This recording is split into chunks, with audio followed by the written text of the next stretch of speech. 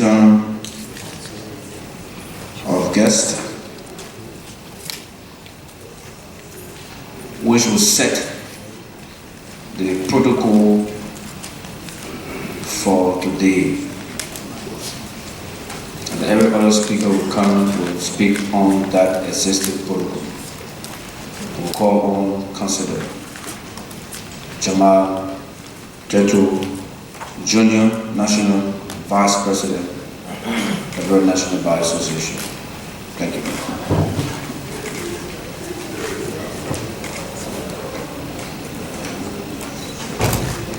Good morning, colleagues.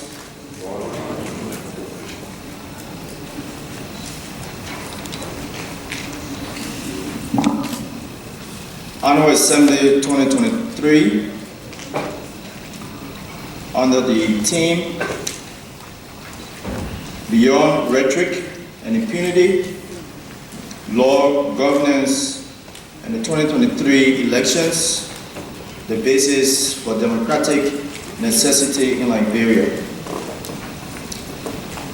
The Executive Council and members of the Executive Committee of the Liberian National Bar Association, in collaboration with the Continuing Legal Education Committee, decided on this theme for today's assembly. We have invited several persons who partake and participate in today's session and tomorrow's session. For honor, C.I.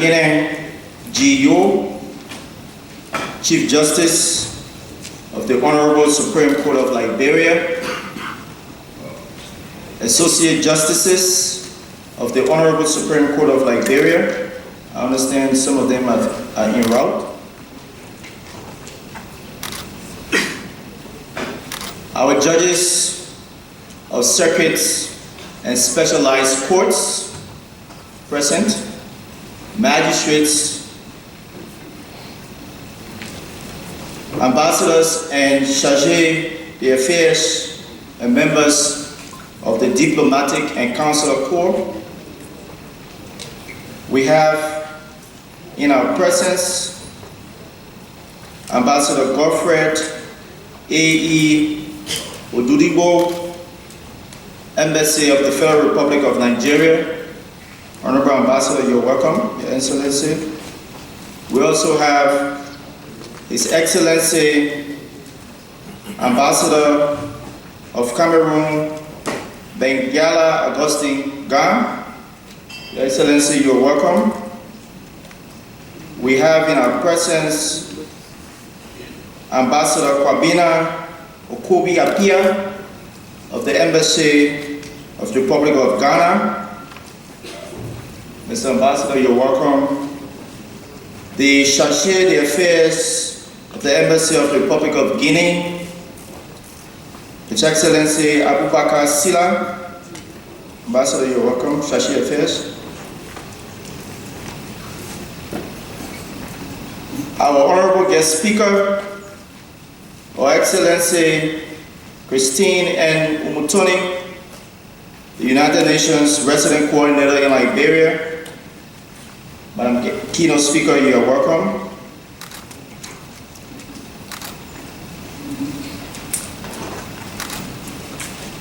We also have in our midst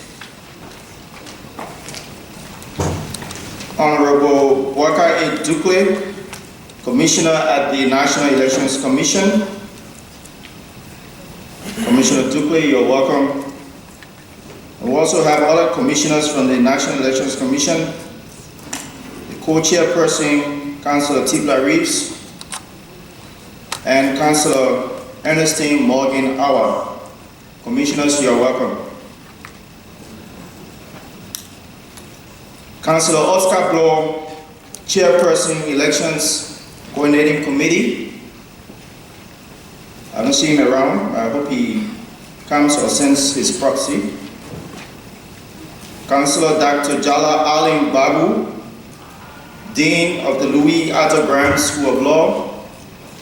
I understand he's unavailable and has a proxy for today. We have in our midst Dr. Jonathan Taylor. He's representing the President of the University of Liberia, Dr. Julius Saulo Nelson Jr. We have Ms. Loretta Aditya Popkar, who is the National Civil Society Council Chairperson. We also have Ms. Diana H. Kulia from the Office of the High Commissioner for Human Rights, present. Mr. Charles B. Coffey, President of the Press Union of Liberia. And we are expecting the presence of Honorable Darius, Abraham Darius DeLon, Senator of Montserrat County. I'd also like to recognize Attorney Philomena T. Williams, the President of the Association of Female Lawyers of Liberia.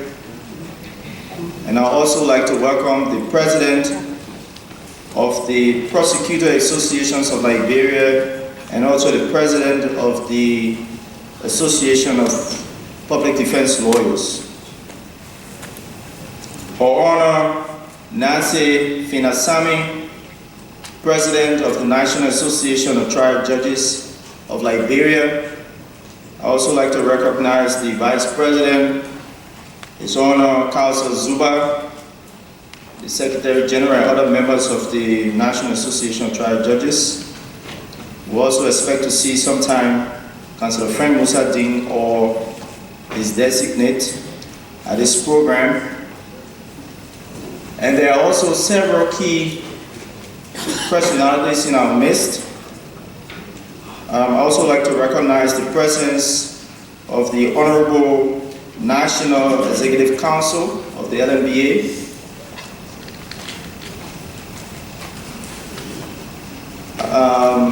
I did see Honorable Samora Pizza Wolokoli, Deputy Minister, Ministry of Finance. Mr. Wolokoli, you're welcome.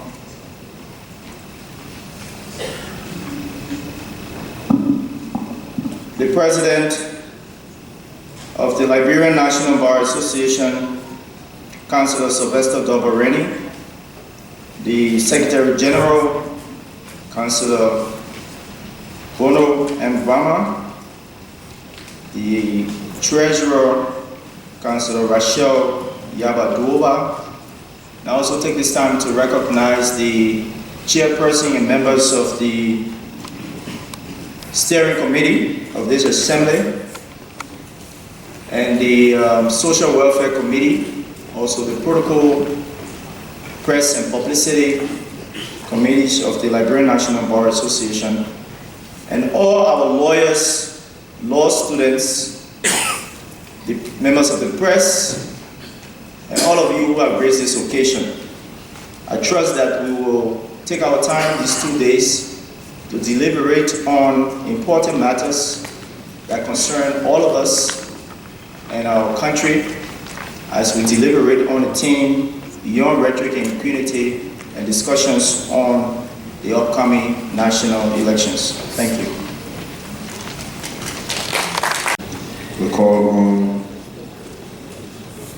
Ambassador Binyala Augustine Gang, Ambassador of the Republic of Cameroon, for 2 minutes of complimentary greetings. Thank you.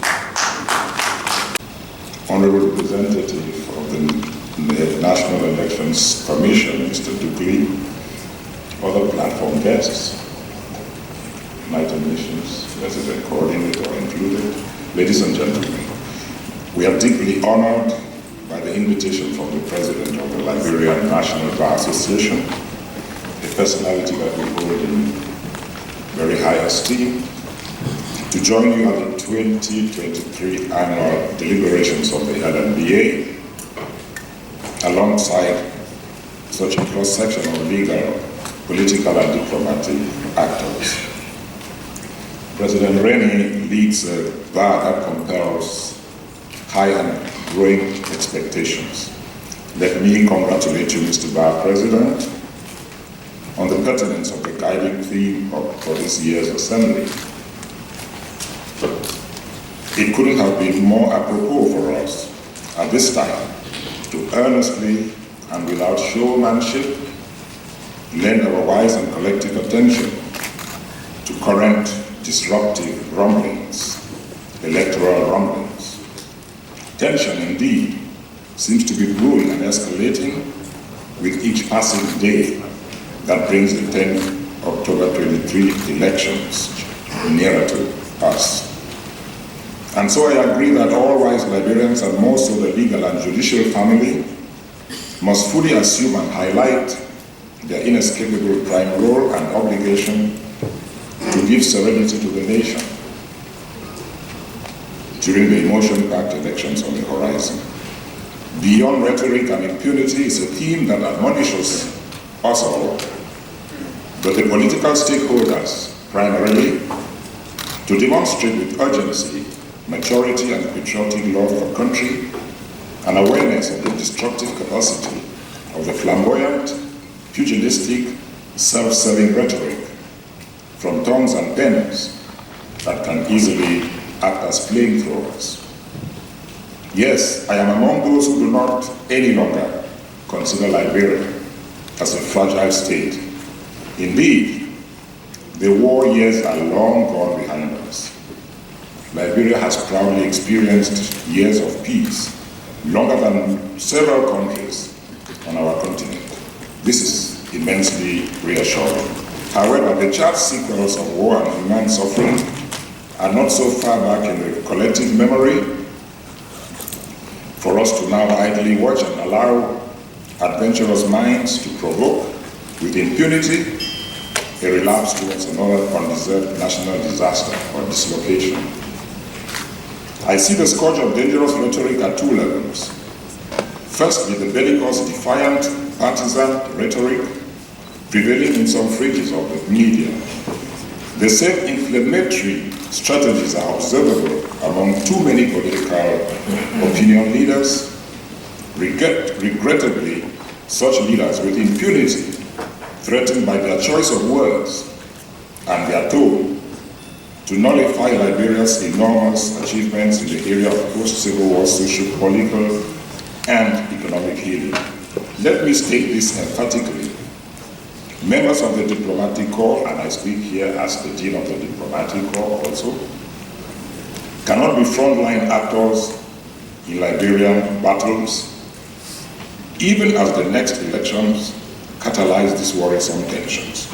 We amicably discourage the unhealthy quest for electoral victory at any human cost. It is, after all, the living, not the dead, that electoral victors seek to represent. We can and must, therefore, in solidarity with you, strongly counsel patriotic self-restraint. We, of course, and again as friends, must ring the alarm bells in the ears of offenders about the long-term personal responsibilities and dangers to which they expose themselves nationally and globally. At the second level, we also see the dangers of institutional rhetoric without action and of impunity. This is among those political, associative, legal, or administrative institutions charged with the duty of monitoring, of dissuading, and of repressing partisans of all colorations, suspected of mob incitement. Of course, one must sympathize with the social pressures on the shoulders of all enforcers in such closely knit societies as we find in Liberia, and indeed in most of Africa. It is never easy to punish thief or king. However, laws are enacted to be enforced. Duty is duty, and leaders win political and judicial office with an avowed commitment, under oath, to govern society, to defend the public interest, and to equitably guarantee security for the people and the nation.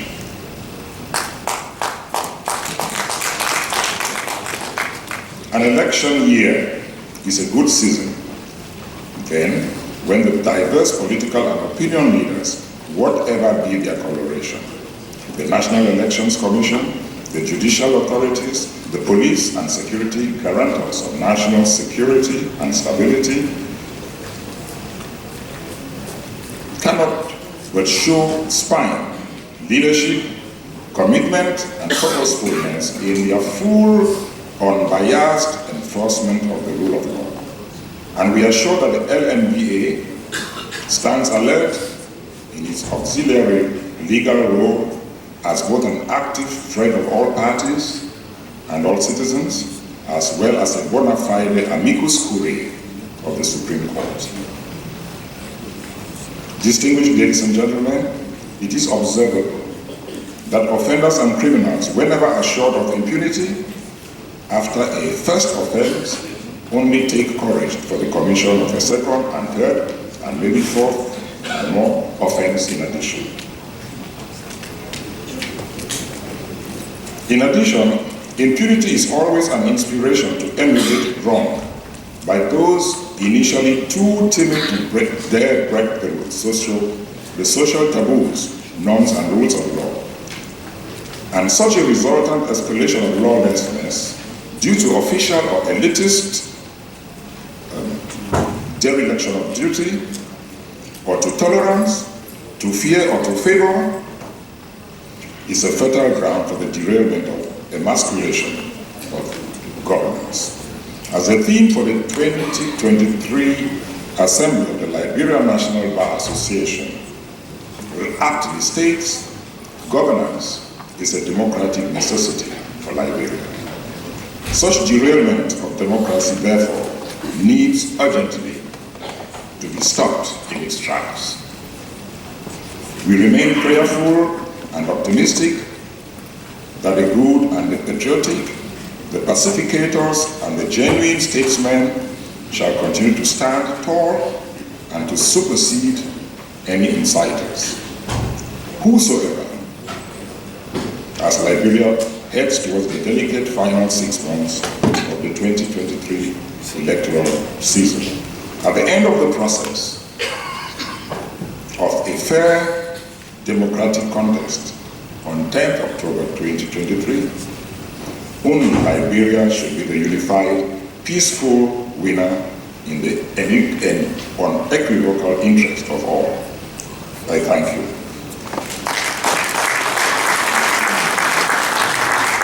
At this time, we will call on Ambassador Ren Yehin, Embassy of the People's Republic of China, for complimentary greetings. Honorable Chief Justice, the Chief Justice of Liberia, and Honorable President Ray Raymond. Good morning, members of Liberia National Bar Association. Good morning. It's my pleasure to represent the Chinese Embassy to attend today's assembly. Sorry to that the Ambassador Ren Yisheng already went back to China because he already retired. And sorry for our Embassy Shashir have other schedules, have important schedules. So sorry for that. I'm the acting political chief of Chinese Embassy. Hello, nice to meet you, everyone. And today is very important, and it's my pleasure to attend this assembly. And China since 2003, China and Liberia restored the diplomatic relations. We already work together to promote development, peace, stability for Liberia. For example, today the government complex, which is donated by Chinese government and the Chinese people to Liberia government and the Liberia people, it's a great important symbol of China-Liberia friendship. Sorry, because I just arrived, I know that I have to make a speech to a public. So I'm sorry. So the public is sorry. Don't worry. This message is very short. And and we know today this year is very important for Liberia because we all know the election. And China always insists that the peace, stability, and development is the most important thing for a country, equally Liberia and the countries. So finally, I returned the Chinese embassy in Liberia to wish today's assembly a complete success. Thank you, everyone.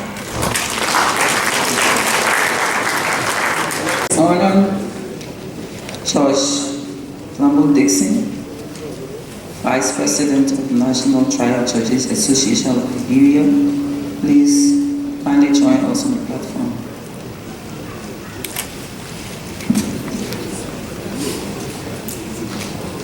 At this time, we call Ambassador Eddie Sidiki Masale, Embassy of the Republic of Sierra Leone, for greetings.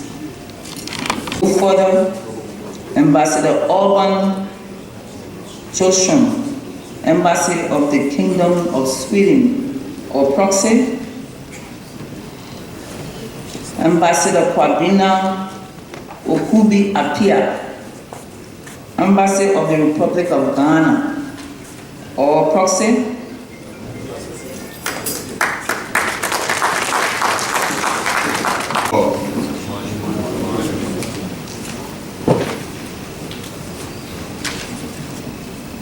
Honorable Councillor C. Ayeneyu, I think I've pronounced it well.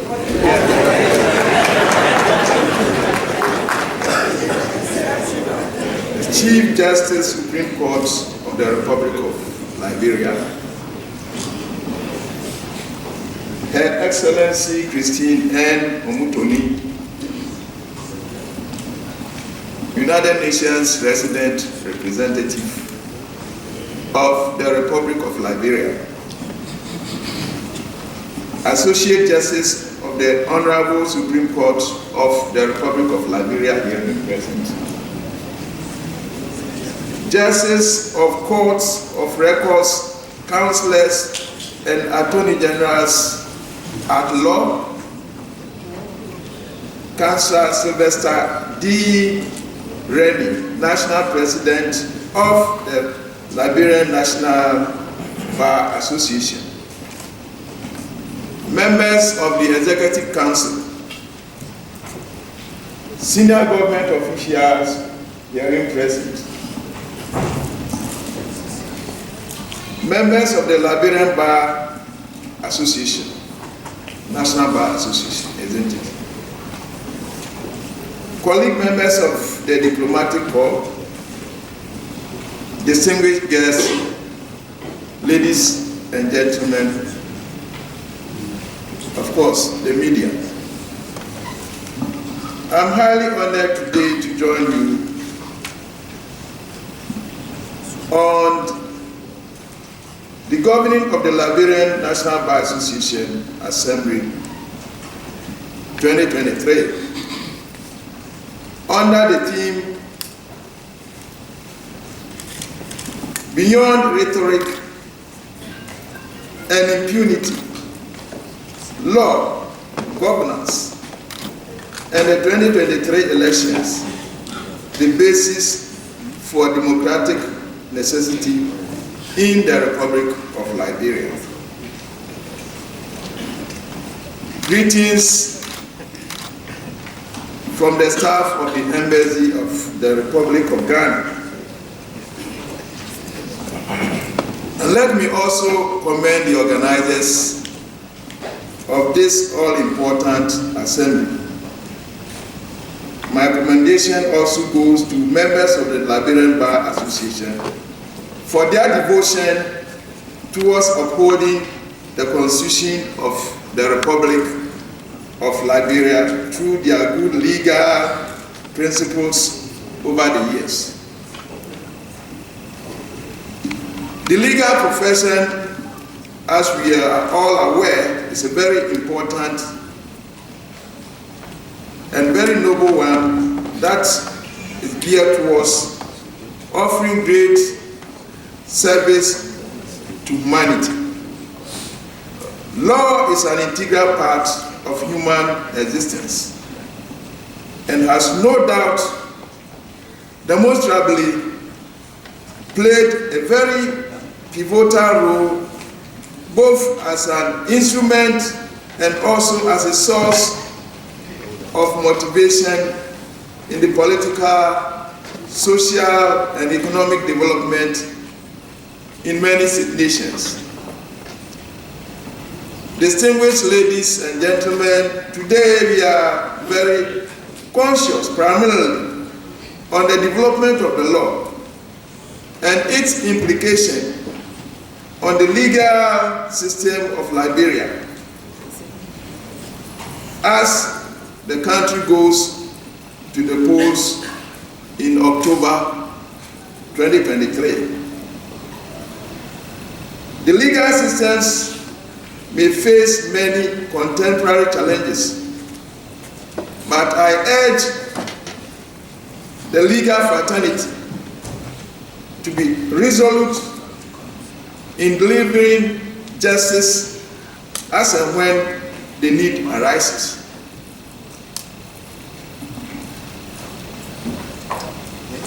Distinguished ladies and gentlemen, this is the time for the legal structure in Liberia to uphold the duties and responsibilities to the Constitution of the Republic of Liberia and maintain strong principles of rule of law, equality, fairness, and justice to the people of the Republic of Liberia.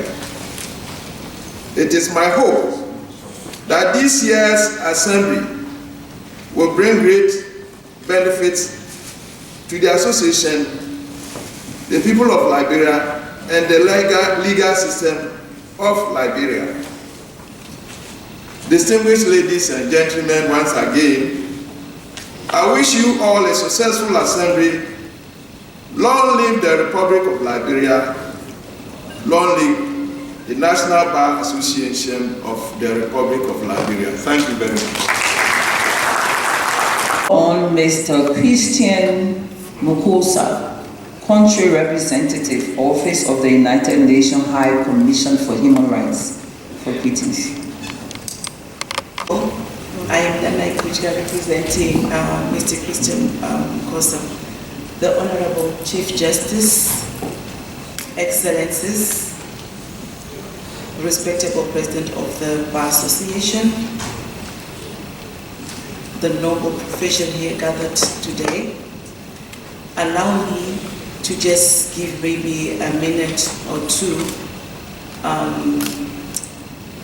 I would like to speak about a most important subject that I would like to encourage all of us to consider as we proceed with the program today and tomorrow. Human rights, it's at the center of any democracy. It's at the center of the SDGs. It's at the center of everything that we see around us.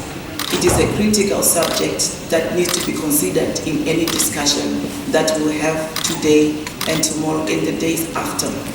The legal profession plays a very critical role in democracy. The legal profession has a critical role to play either when representing political parties, candidates, or citizens. So I will not say much because Her Excellency, the RC is here, and I'm sure she'll say much on behalf of the United Nations. But on behalf of the High Commissioner for Human Rights, please let human rights be the center of every discussion. Thank you.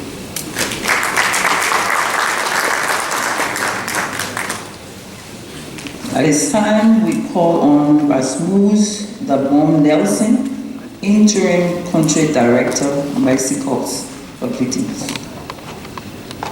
And the proxy? Okay. We move on to Madam Vivietta Brown Lasana, Chairperson, National Elections Commission of Liberia. Oh, the proxy is here. Thank you. Chief Justice, members of the Diplomatic Corps, officers and members of the Liberian National Bar Association, distinguished honorable members of this bar, ladies and gentlemen. But may I just take this time to, in my own personal way, recognize a professor who has been here with us since the 80s, and I think he has done so well, Chancellor Benedict Sano. He is one of the very few who was at the law school when I associated with him. In the same vein, may I also be permitted to recognize the co-chair of the Elections Commission, Councillor Tipla Reed, and my colleague, NSD, Morgan Allen, for the invitation to our chair. She has asked me to extend her apology to you that she could not be here due to previous engagements. In fact, she just arrived this morning from Sino, holding dialogue with the next group of counties that we are going to be doing the voter registration. So she has asked me to extend her apology. In the same vein, she wants me to tell you that she is so happy that you are joining the CVE core of the National Elections Commission. The fact that you dedicate your assembly to the activities, the laws governing elections, I think you have become, basically you are volunteer to do CVE for the National Elections Commission, and we are grateful for that. And no, we're not going to pay you, but we want to just thank you. And she has asked me to make a plea. And that plea is the lawyers that will be coming in 2023 before the National Elections Commission, we want you to please help us. Help us to keep within the statutory limits. Continuance and continuances may delay a whole lot, and at the end, the commission is the one blamed. We plead with you. We have only 30 days. We have only 30 days, and I am told that the Supreme Court will actually leave within 7 days if they receive all the documents. So you have to be ready to do that for us. We plead with you. The chair is happy that you are joining us, and we will now ask you to please, I've seen these subjects that we'll be discussing, the topics we'll be discussing, especially the hearing. We want you to pay some attention to that, and also we want you to look at the elections laws. According to Justice Banks, they are divided into sections. Now we are dealing with voter registration. If you were to bring cases having to do with election, you may just be wasting our time. So we ask you to please live by what the statute provides, because let me be quick to point out, this time we will not allow any lawyer to keep us holding a case too long. We will send you forward to Chief Justice. And I'm told at times that the justices say, well, you are supposed to decide this a little bit before sending it. But we know that once you decide it, it's decided. That's why we do that. So we want to just congratulate you. Thank you very much. Jala Babu, Dean Louis Arthur Graham School of Law, or proxy. Madam Chief Justice, Mr. President, and members of the Liberia National Bar Association, members of the Diplomatic Corps, colleagues, ladies and gentlemen.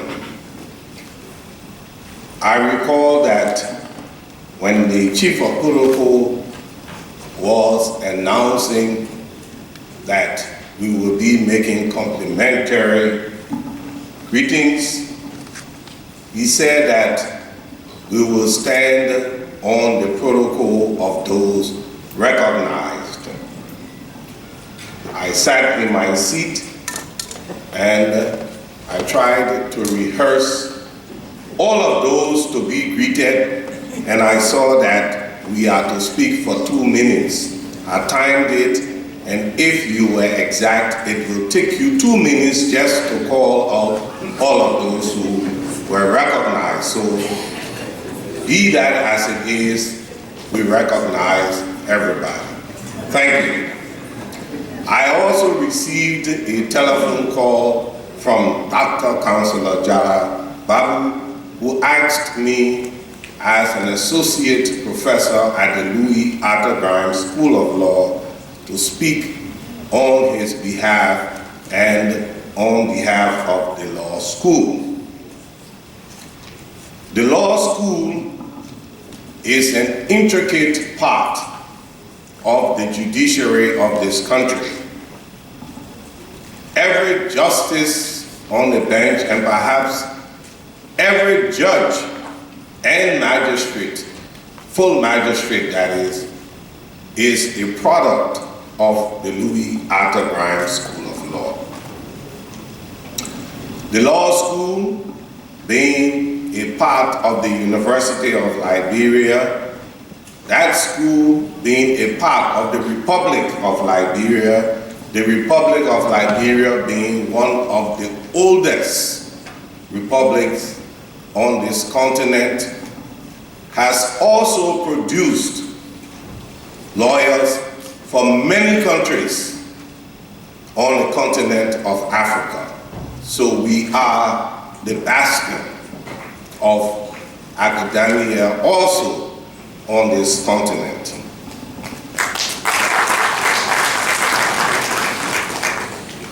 As a part of the judiciary, we want to admonish all of us, especially those of us who are products of the law school, to take into consideration the topics that will be discussed here, the lessons learned, and that we will utilize them for the benefit of our country, especially if and when we have to represent parties who will be bringing issues to the court during our election.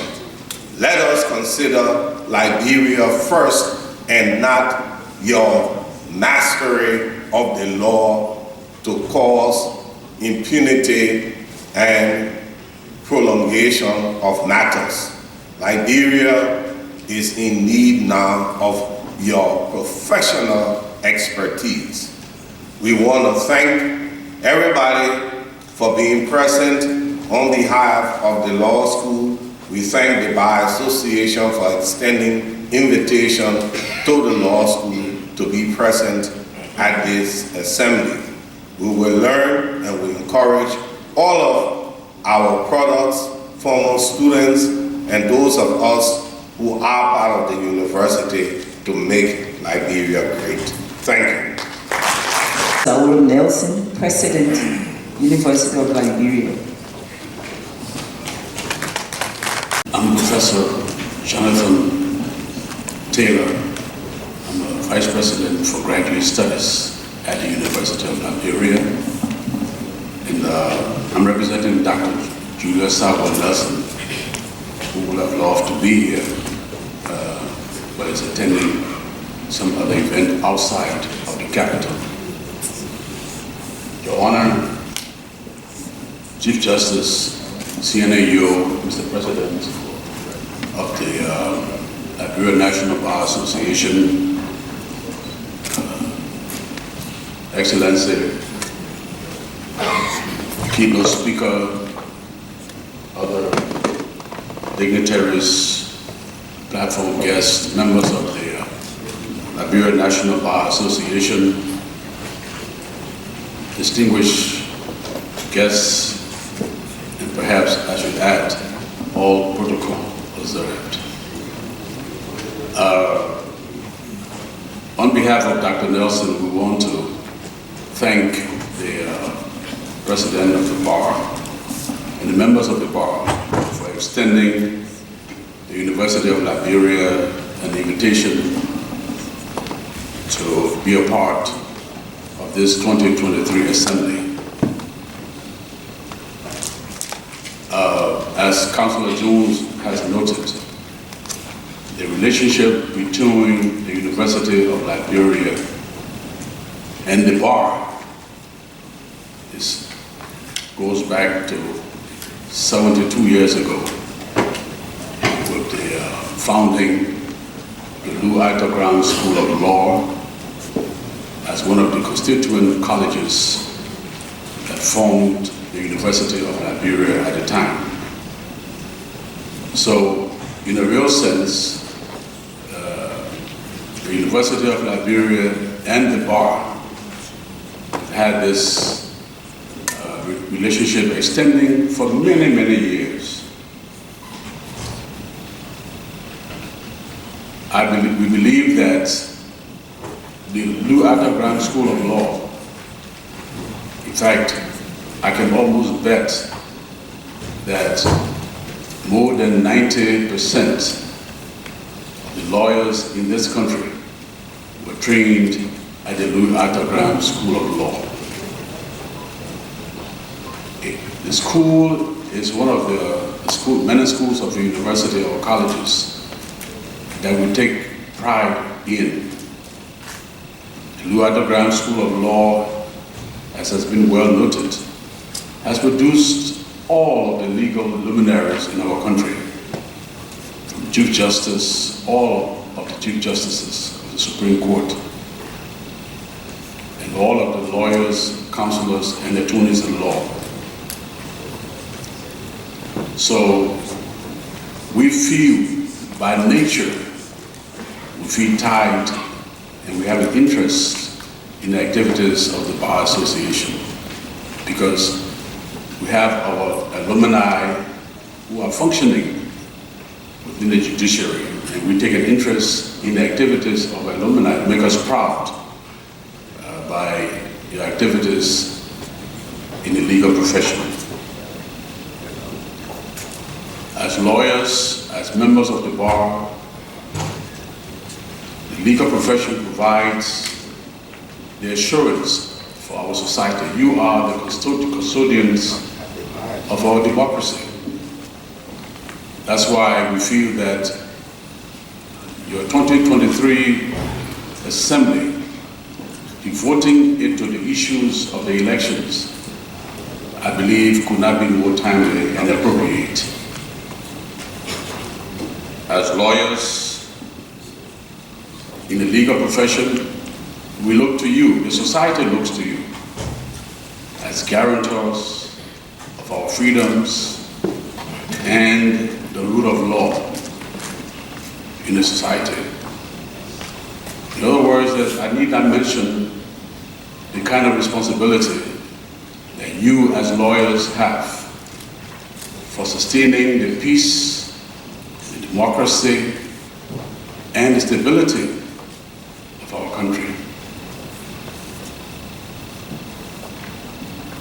As lawyers and as members of the Bar Association, you are the arbiters and you are the ones who are involved in ensuring that our country can move, even during this election time, that we can go across this election time using the Constitution and the statutes of our country and the other operational guidelines, and that we can go through, come October, and even in the aftermath of the elections, we can go through as a democracy where the rights and the freedoms of of our people are all guaranteed.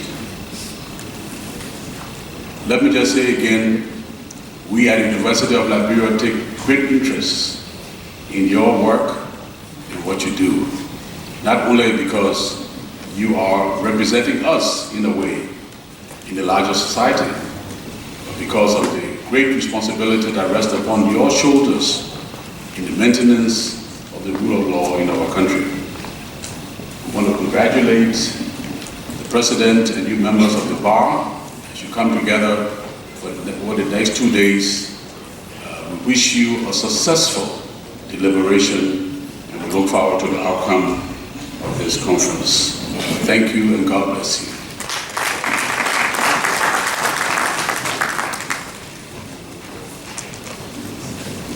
Okay, so we will just preach protocol a little bit. You know, we are subject to authority. We appoint the resolution committee, then we'll continue from there. Mr. President. All protocols observed. We want to brief protocol because it is important that the resolution committee takes note of all of the speeches being made, because these are important points relative to our topics. So we now appoint Councillor Bobby Livingstone, Chairman of the committee, Councillor Adewale Kekula, Anthony Onis Doma, law student Wilhelmina Edu Bude, Councillor Emmanuel Toma, Councillor Stanley Buckley, and Anthony Wayne Kelly. Thank you very much. Of the Supreme Court of Liberia, President of the National Bar Association and members of the National Bar Association, members of the press, ladies and gentlemen.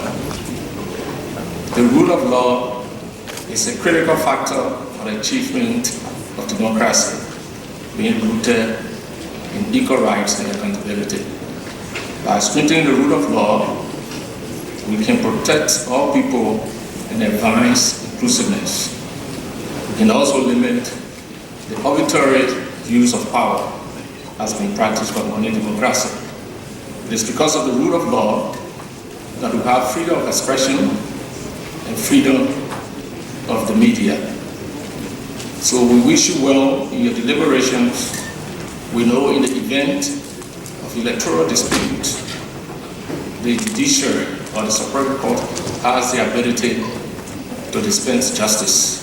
2017 evidence.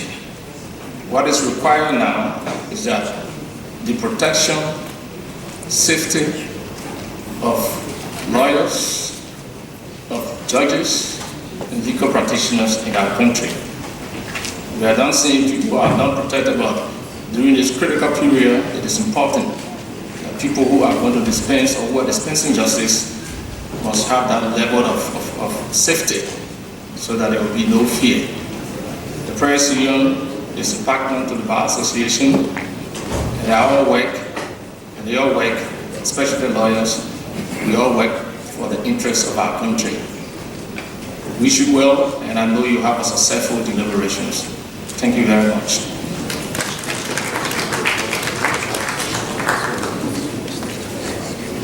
At this time, it's my pleasing duty to call up for complimentary greetings. Attorney Philomena T. Williams, President, Association of Female Lawyers of Liberia. A very loud voice.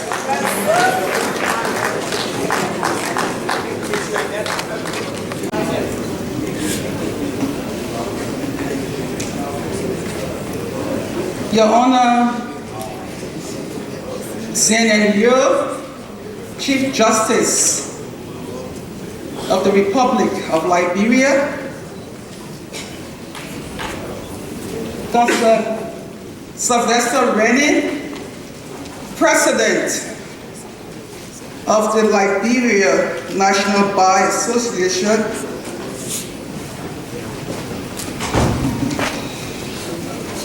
our keynote speaker, Her Excellency Christine N. Yumutini,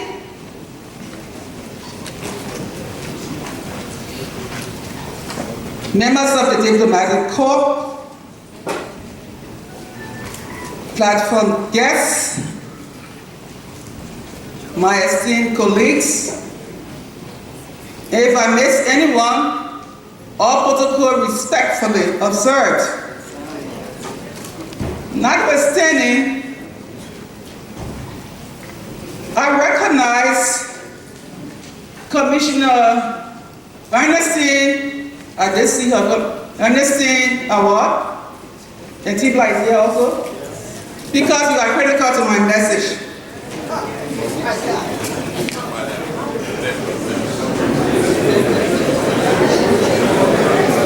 Mr. President, if I attend this assembly with heavy hearts, downhearted, and disappointed. Notwithstanding, we muscle up the faith and extend warmest compliments from the board of directors, officers, and members of the Association of Female Lawyers of Liberia. Moved by emotion of gratitude, IFE expresses and extends heartfelt appreciation to you, Mr. President, and your corps of officers for standing firm with us. We continue to seek justice for little Charlotte Musu and all victims of murder, rape, and other physical violence. You have demonstrated the true meaning of fraternism of our noble profession. Thank you. We continue to offer prayers for the families of Councillor Scott and other affected families of violence. Mr. President, more to fostering cooperation, we listen keenly to the clarity you made concerning female genital mutilation. You inform us that the Lnba has not pursued legislations. Kindly note that IFE is engaged in an untiring advocacy to enact appropriate legislations against the harmful practice of cutting and removing female genitals, which causes indelible injuries and serious health consequences to women and girls. We therefore again request your support and firm action to join IFE and eradicate FGM in Liberia. We believe we are all troubled by the accelerating wave of violence being perpetrated throughout the length and breadth of Liberia, and hasten to add that such practice needs immediate recourse of action. It is important that we be reminded and mindful that if we are not careful as we approach the electoral period, any attempt to encourage violence by our actions and silence will no doubt plunge us into an unwarranted civil crisis that will take us to a dreadful 20 or more years back. What do we want?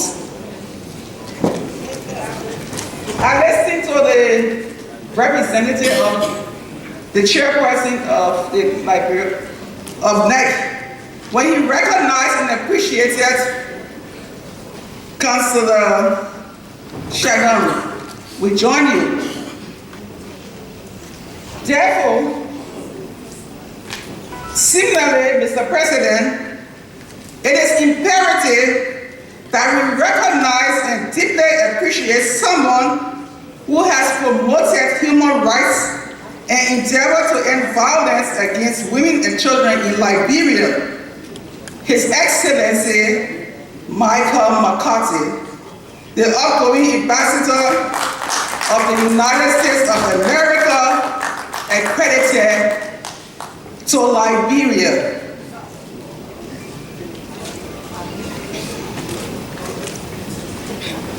Again, if is saddened by the news of the imminent departure of Ambassador McCarthy, a servant of the people who has exhibited the highest professional commitment to his mission in Liberia.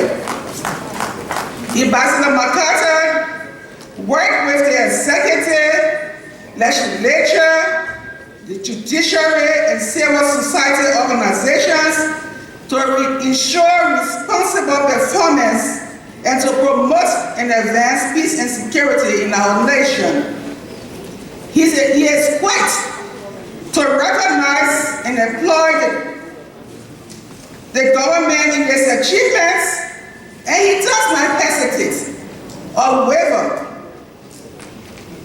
to condemn acts of corruption, violence, and other obstacles that impede and undermine development in Liberia. If I would definitely miss Ambassador McCarthy for impacting the lives of women and children in Liberia. Thank you so highly, Mr. Ambassador. We trust that your successor, Mike Christopher Tuna, when and if confirmed, will walk the path of goodwill and assist Liberia.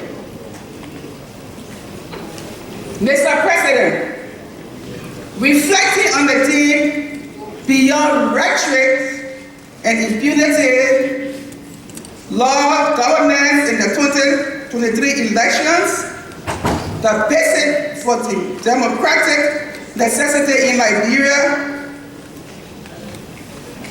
if it comes to this assembly, strongly disappointed in President His Excellency George Martin Weah's veto of the new election law, Section 4.5, 30% affirmation to gender representation. We read that our chief feminist reason for the veto is that the country is just, in our quotes, the country is just 7 months away to the 2023 general and presidential elections. As such, certain changes in the elections law at a time so close would tend to send mixed signals to the electors and present the potential to cause delays in election processes, unquote. Your Excellency, President Weah, we are set back and want you to rationalize the gigantic inequality gap of women in politics and leadership in Liberia, and the need for complementary laws that mirror and are in consonance with the Constitution. IFA is delighted and congratulates our sisters, the women of Sierra Leone, for a milestone achievement against disproportionate representation of employment in politics and leadership for Gary approval. Consequent of the Constitution provision under Chapter 3, Article 18, which states, all Liberian citizens shall have equal opportunity for work and employment, regardless of sex, creed, religion, ethnic background, place of origin, or political affiliation, and all shall be entitled to equal pay for equal rights. Similarly, the Constitution of the Republic of Sierra Leone, specific to employment rights, Section 8.3, states that the state, and I quote, the state shall direct its policy towards ensuring that every citizen, without discrimination or any grounds whatsoever, shall have the opportunity for security, adequate means of livelihood, as well as adequate opportunities to secure suitable employment. To complement the Constitution and tackle gender inequality in Sierra Leone, in January 2023, as close as 5 months to the general elections, scheduled to be held in June 2023, Sierra Leone's President, Julius Bowles, signed the 30% quota gender equality for Women's Empowerment Act, referred to as a landmark legislation. The Sierra Leone President stated, "We men have yet to see or acknowledge women's rightful position fully, and this law will give us tools to correct that." He further stated that now that we have a stable and peaceful Sierra Leone, we cannot afford to have women who make up 52% of the population not featuring permanently.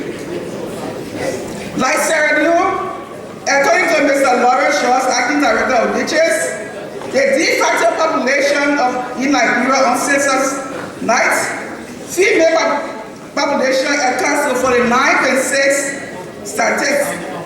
Statistics also reflects that gender inequality cuts across all cycles of life in Liberia, and women are disproportionately represented at all stages of employment, in politics, and leadership.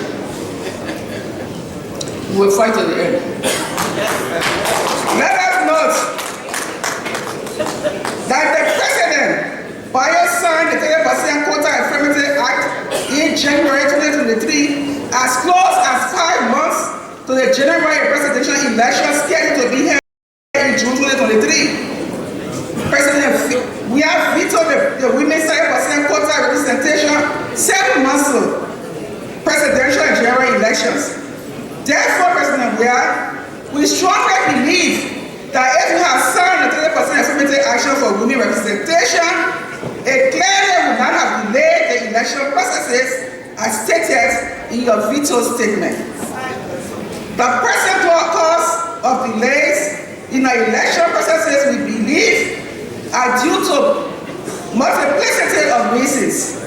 To name a few, is a single computer assigned a registration center to ensure timely and adequate registration. The 2-hour shutdown in the system at registration centers. The variable awareness for voter registration. Mr. President, the veto of the 30% representation law does not reflect the terminology of feminist in chief and or he for she. Therefore, Mr. President, if I recommend for your office of female legal advisors on women and children matters to enhance and positively address women and children empowerment, to ensure that the nomenclature of feminist in chief and or he for she as assigned to you is beyond rhetoric, consistent with the theme of this assembly. Finally, we encourage the electors to register and vote. We are urging politicians and citizens to stop election violence and all forms of violence and to China election disputes peacefully and save Liberia. If a message at this convention is peace, stability, and security for Liberians. Thank you. His Honor, Judge Blanco Dixon, Vice President, National Trial Judges Association of Liberia, for greetings.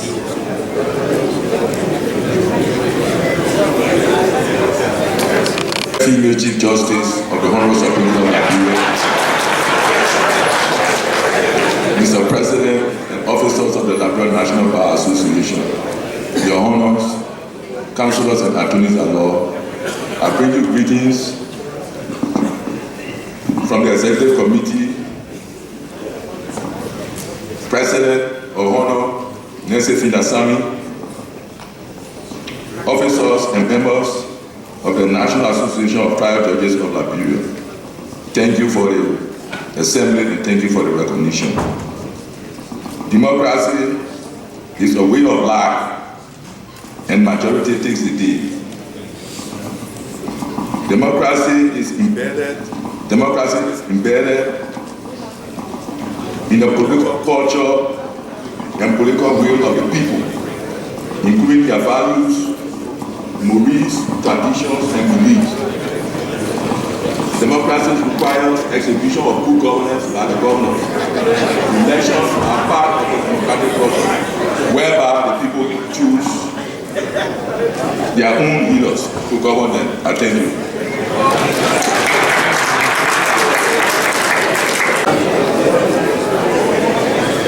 Councillor F. Musa Dean, Jr., Minister of Justice and Attorney General of the Republic of Liberia, and a designate from the Honorable Supreme Court of the Republic of Liberia, is my place and duty to call on the Honorable Austin Siayine G.O., Chief Justice of the Republic of Liberia, for special statement.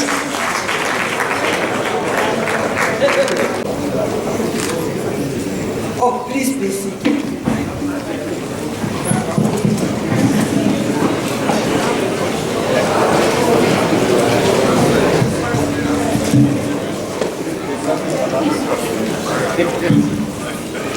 Can you hear me?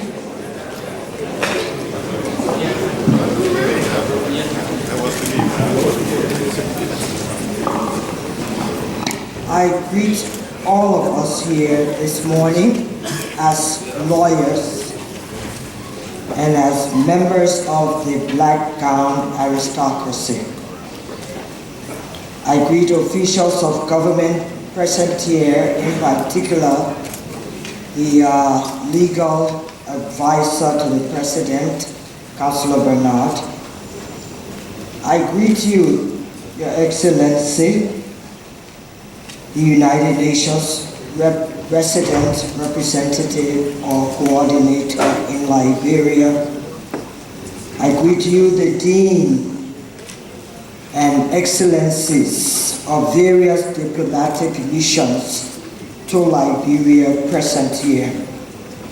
Also representatives of international organizations, the President, officers, and members of the National Association of Trial Judges of Liberia, the President and officers of the local county bar associations, the President, officers, and members of the Association of Female Lawyers of Liberia, students of the Louis Arthur Grimes School of Law, the Fourth Estate, ladies and gentlemen. My colleagues and I of the Supreme Court bench and the entire judiciary extend special thanks and appreciation to the President and officers, particularly the Executive Council of the Liberian National Bar Association, the Lnba, for convening this 2023 Assembly, and join you in warmly welcoming everyone present here, but encouraging us all that our deliberations and reflections should culminate into mutual understanding and unified conviction on pertinent subjects affecting us as a corporate body and as citizens of our one nation.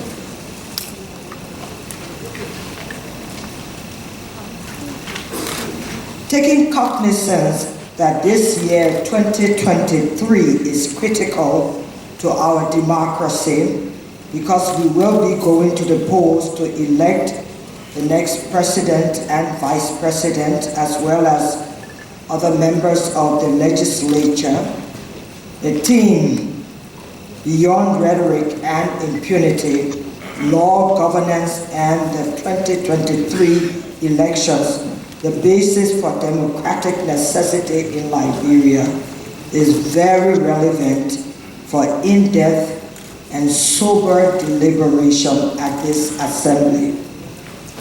Rhetoric, according to the lexicographer, is, and I quote, a language designed to have a persuasive or impressive effect on its audience, but often regarded as lacking in sincerity or meaningful content, unquote.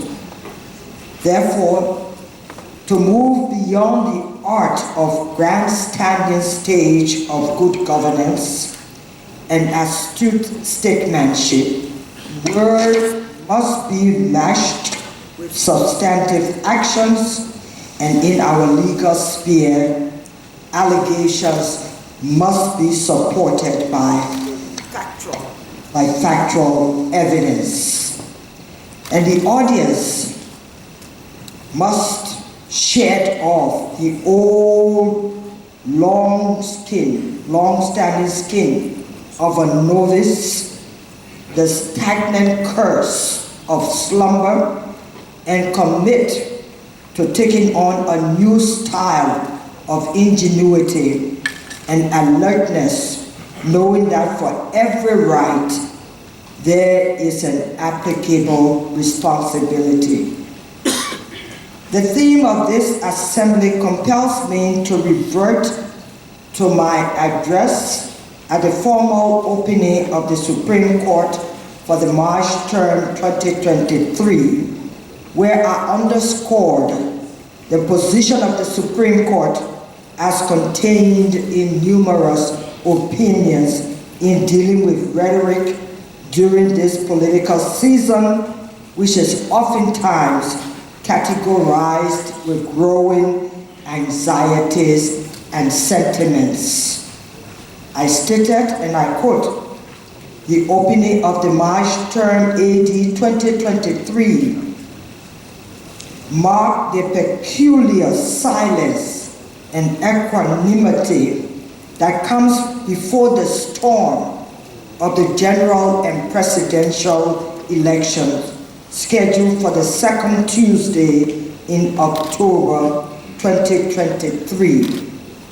It is an undeniable fact that our election calendars, that is, that of the Supreme Court, are the most tumultuous and tedious times in the history of the Supreme Court.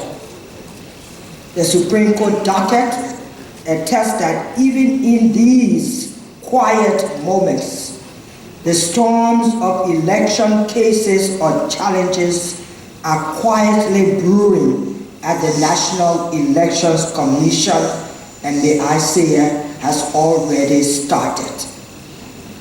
They are quietly gathering strength, velocity, and force, and is preparing to dash on the shores of the Supreme Court's docket like a monstrous wave. But like a beacon of light in the midst of a storm, the Supreme Court is well built, fortified, and judicially poised to hear and dispose of all and any election disputes, regardless of their magnitude or underlying currents. We are resolved to dispense justice evenly without fear or favor. And I will be remiss if I do not utilize this occasion to re-echo the need for party litigants, political parties, and independent candidates to safeguard themselves with the best and astute lawyers who will exert their very best. This warning is in consonance with the Supreme Court opinion, which states, and I quote, "It is incumbent on a candidate in an election to ensure that he has in place a qualified legal team so that in the event he believes that an election violation has occurred, he will be in the position to adequately take advantage of the law, especially with the time frame prescribed by the law for challenge, since electoral challenges are special proceedings which must be heard expeditiously," unquote. In view of the aforesaid, we are unhesitant to state that if a lawyer fails to perfect your appeal, the Supreme Court, via a motion from the opposing party, will dismiss your case. If your case is shrouded with mere allegations, speculations, and doubts rather than evidence, the Supreme Court will reject your claim. As the elections draw closer, let it be known that this bench will only be moved by strong and convincing evidence and not political ideologies, crowds, or the recently created political slang of strongholds.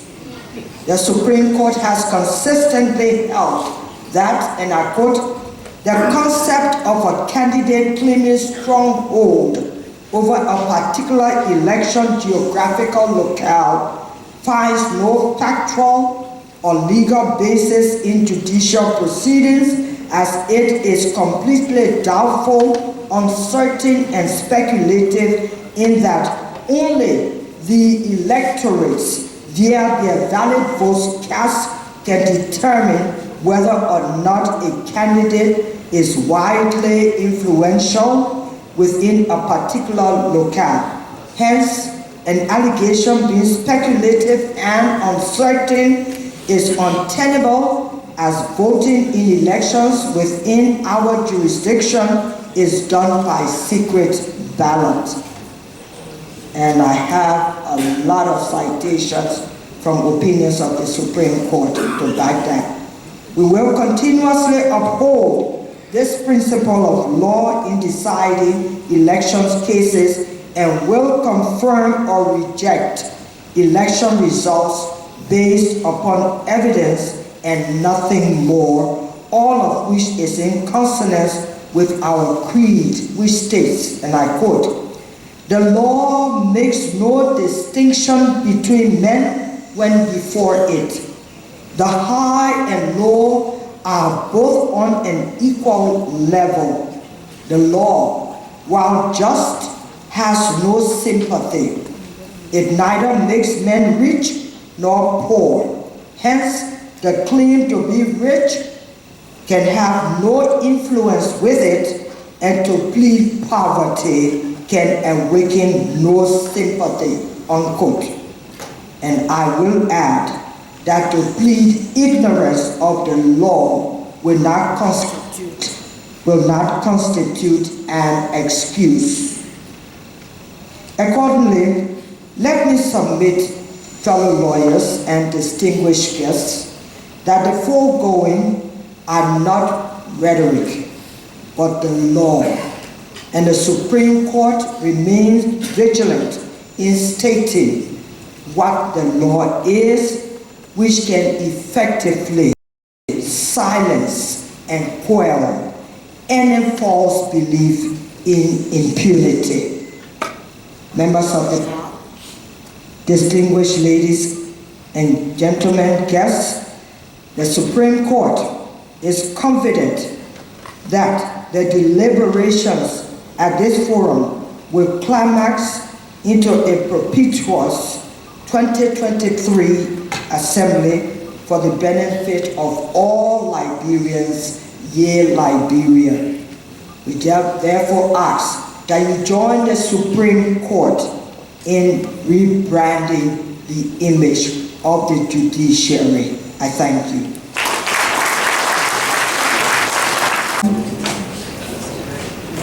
Resolution Committee, are you working? Okay. We move on to part 2 on our agenda. Introduction of the keynote speaker. Councillor Daryl Best, is she here? This, Ornum Siene Yo, President and members of the National Trial Judges Association of Liberia, the President Officers of the Liberia National Bar Association, our honored guests, officers of government present, and distinguished colleagues, members of the media, ladies and gentlemen. Our keynote speaker, Her Excellency Christine N. Umutuni, a Rwandan native, was appointed by the United Nations Secretary General Antonio Guterres as the United Nations Resident Coordinator in Liberia with the host government's approval. Prior to taking up her post in Liberia on the 1st of February 2023, Ms. Umutuni served as United Nations Resident Coordinator in Mauritius and Seychelles, a position she was already in prior to the United Nations reform. Previously, she was the United Nations Resident and Humanitarian Coordinator and United Nations Development Program Resident Representative in Eritrea. Ms. Umutuni also worked for UNDP as Country Director in Zimbabwe, Country Advisor in the Regional Bureau for Africa at headquarters in New York, and Head Governance, Justice, Gender, and HIV units in Rwanda.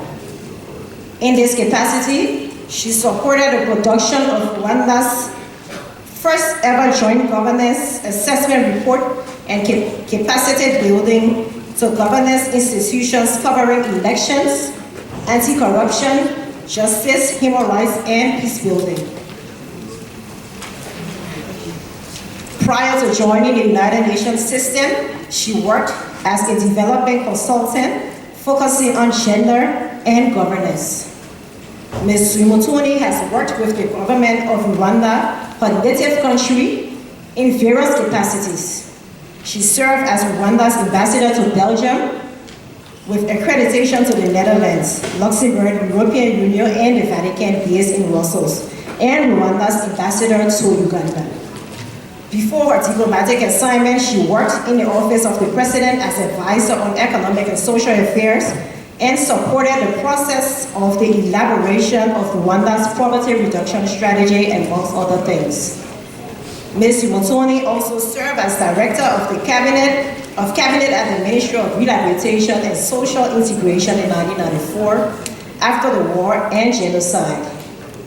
She was responsible for policy formulation, coordination of ministry activities, and international fundraising for post-genocide rehabilitation and reconstruction activities in Rwanda. She also coordinated humanitarian aid, reconstruction, repatriation, resettlement of refugees and displaced persons, and provided assistance to vulnerable groups, including widows and orphans. From 1998 to 1994, she worked as chairperson of the Rwandese Refugees Foundation and contributed to various types of work during the crisis period in Rwanda. Ms. Umutuni, we are extremely delighted to have you come today to address us on the theme Beyond Rhetoric and Impunity, Law, Governance, and the 2023 Elections, the basis for democratic necessity in Liberia. We anticipate that your message will impart relevant nuggets of wisdom from your wealth of experience up to this point. Honored guests, officials of government present, and distinguished colleagues, members of the media, ladies and gentlemen, please stand with me as we welcome our keynote speaker, Her Excellency Christine N. Umutuni.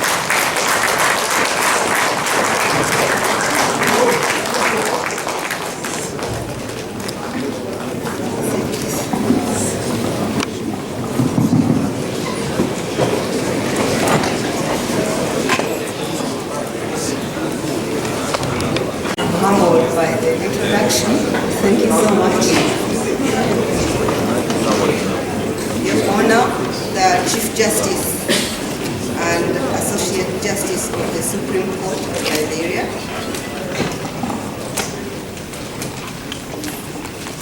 the President and members of the Liberia National Bar Association, government officials present, members of the diplomatic corps and representatives of international organizations, representatives from the UN present, the press, distinguished ladies and gentlemen, good morning, my learned friends. I wish to thank the Liberia National Bar Association for inviting me to this occasion and for according to me the distinguished honor to deliver the keynote address. As the UN Resident Coordinator representing the United Nations Secretary General in Liberia, I am happy to be here in a year in which actually we commemorate the 75th anniversary of the Universal Declaration of Human Rights, the UDHR. But as a lawyer also, it is a pleasure to be among learned friends.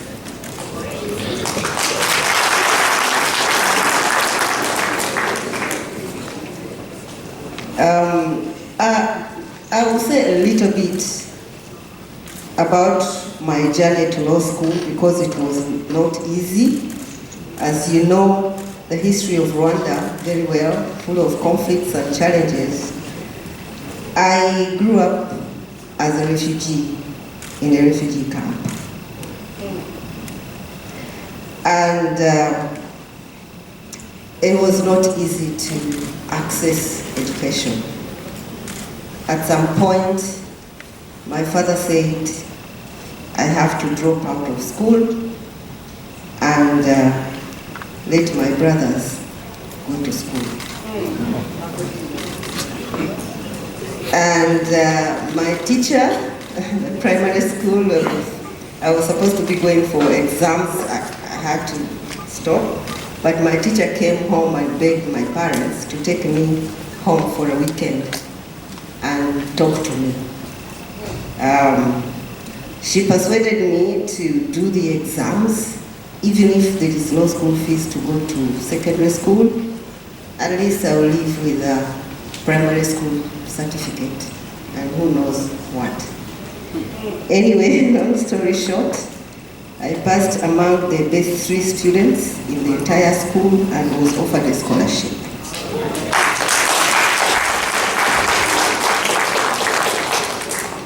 And I swore to myself that I will not bother my father again. I will always struggle to keep that scholarship to the end of my studies, and I did.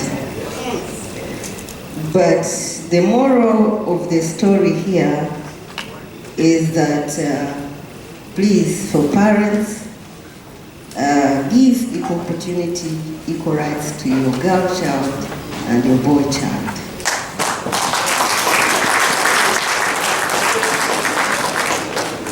Another thing on the journey to law school, and I will stop there, is that being a refugee, it was not easy to access professional education.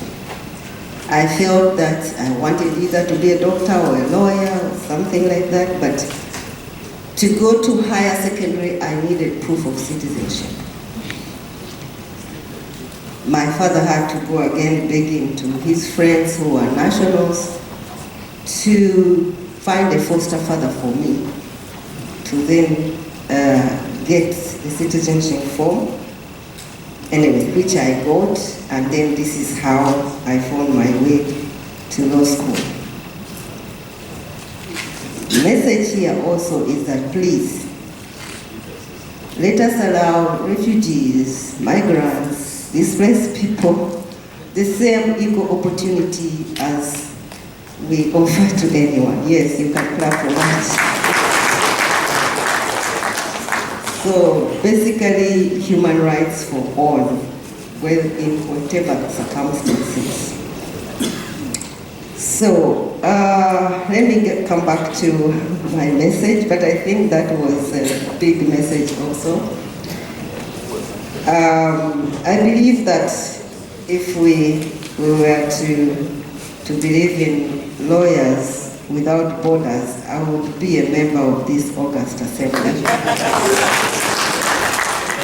Or at least an honorary member or an associate member somehow. But I'll keep close working with this group because I'm one of yours. Let me thank and congratulate Lnba, the association, on promoting the rule of law in Liberia and defending human rights. The work you do is critical for national building. Over and above what you do, I want to give special thanks to you for going beyond the call of duty and being inclusive, particularly for the role you play in providing free legal aid to vulnerable people through your legal aid clinics. Thank you so much for that. Thank you, yes. You can clap for yourself. The theme of this annual assembly, Beyond Rhetoric, Impunity, Law, Governance, and the 2023 elections, the basis for democratic necessity in Liberia, is really a call for an election based on the law and the tenets of governance, and promoting a situation where there is no impunity and where we go beyond rhetorics. I must reiterate that the Bar Association is a major stakeholder in the electoral process and must play a critical role in setting the agenda of the political discourse and proactively point the way out of any challenging situation that may arise, especially that based on law. Thus, lawyers and the courts must take a lead role in ensuring that the votes of Liberians are respected, protected, and always promoted. The Bar Association is a body that is expected to engage in concerted, non-partisan commitment to electoral integrity. Moreover, the Bar Association has a crucial role in ensuring that electoral disputes are resolved in accordance with the rule of law and in a peaceful manner. On 4th April, coming Tuesday, the political parties will be signing the Farmington Declaration, committing to peaceful elections and bringing any grievances to the law. This is critical in the work you do as the country prepares for elections in October, ensuring a good environment for peaceful, free, and fair elections also includes people trusting the legal system that works, and that is credible enough to support any claims that may arise. Therefore, we hope that the signature of the Farming Declaration is not a signature on paper, but it is in the DNA of every politician to abide by this declaration, and for those in the legal system to take people to account for whatever they sign for. Liberia has made significant democratic gains. Elections plus other political processes remain pivotal to the quality of the country's governance. Therefore, the upcoming elections can either greatly advance or set the country's back long-term democratic advancement. The October elections are a defining moment and a test for Liberia's democracy, as they represent the will of the people. Yes, Liberia gets the electoral process right, and you will have really proved to the world the maturity of your democracy. In my opinion, the country has no choice but to do it right. To achieve this, elections must be transparent, inclusive, and accountable, and there must exist equitable opportunities to compete. Looking at it from the rights point of view, political participation is a legal right. This includes the right to nominate and elect representatives, to hold public office in accordance with the principle of equal opportunities, to participate in private and public meetings, and the right to form and join political parties. The foundation of the right to participation are shaped by the notion that every citizen should be involved in decision making which affects his or her interess. Everyone should be able to participate in society, to defend his or her interest, to help create a society which fulfills his or her interests and desires. So, the freedom to vote and contest elections and the freedoms of association and assembly are the major political expressions of such participation. In this regard, I really hope the proposed electoral law that allows 30% of women political representation will be passed. This is a step in the right direction and a major milestone for the country to promote gender equality and women empowerment. It is a demonstration of your commitment to SDGs and to the principle of leaving no one behind. I believe that political parties anyway, whether with the law or no law, normally the 30% representation should be taken into account because of the conviction of the political parties that it is the right thing to do and that everybody should have an equal chance. I also believe that it is important to work in every way possible to stop gender-based violence. Somebody talked about FGM. I always believe, coming from a country where we have our own traditions, that there can be initiation without mutilation. The one point that I must mention is the issue of monitoring the media. Information and communication is very crucial and useful at any time in society. It is, as we say, the fourth state and very important in governance. In these days of technology, though, we must guard against misinformation and disinformation.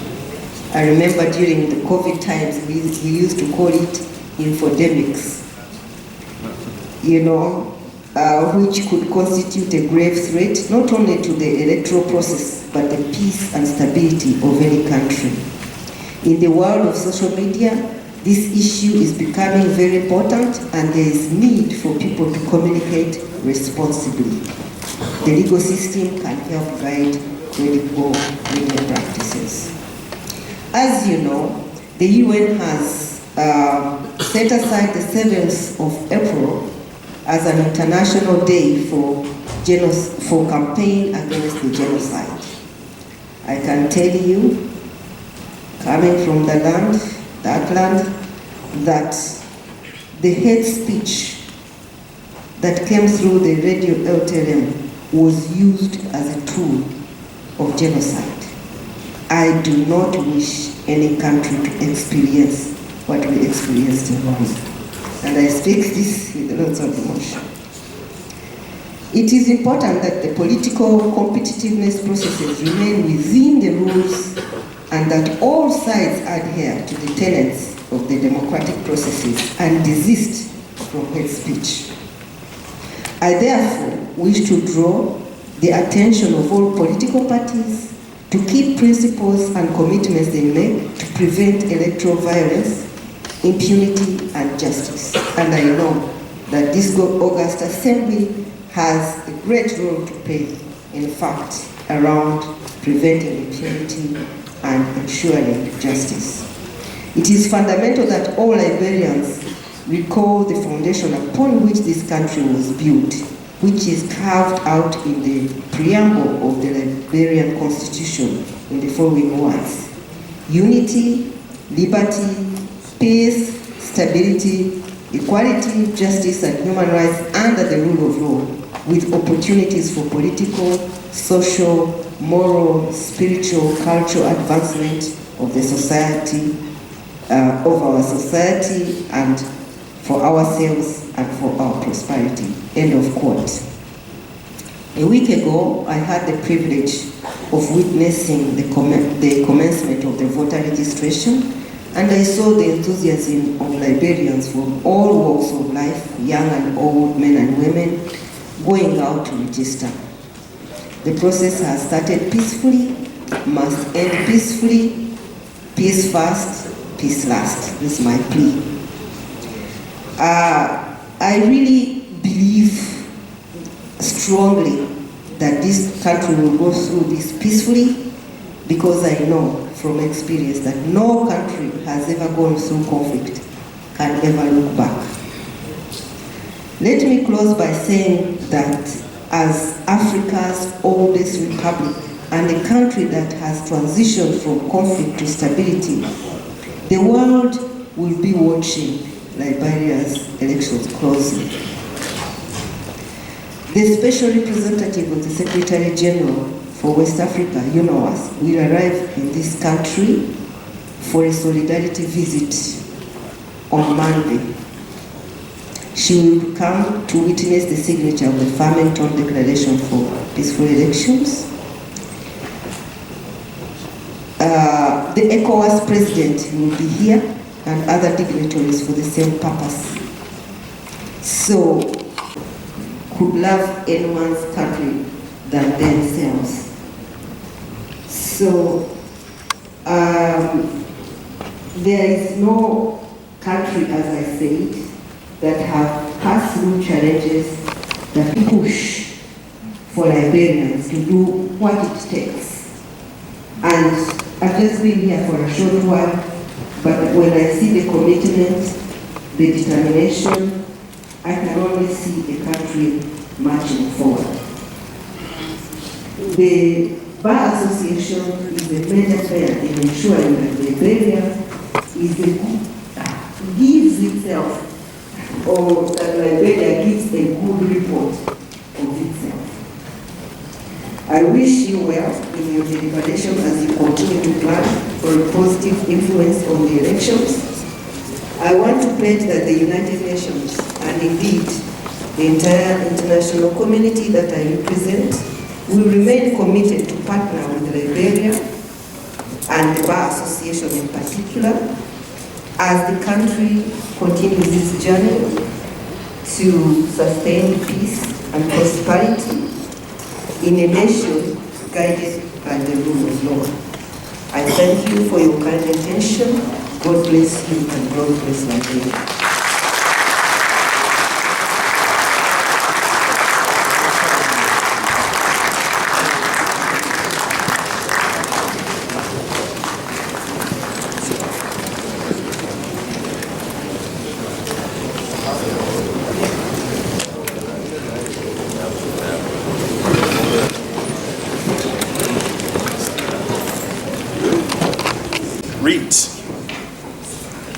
The returns of the elections shall be declared by the Elections Commission not later than 15 days after the casting of ballots.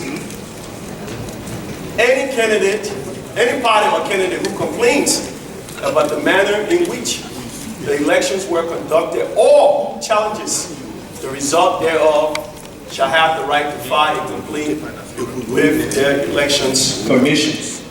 Such complaint must be filed not later than 7 days after the announcement of the elections. Okay? Key points from Article 83, key points.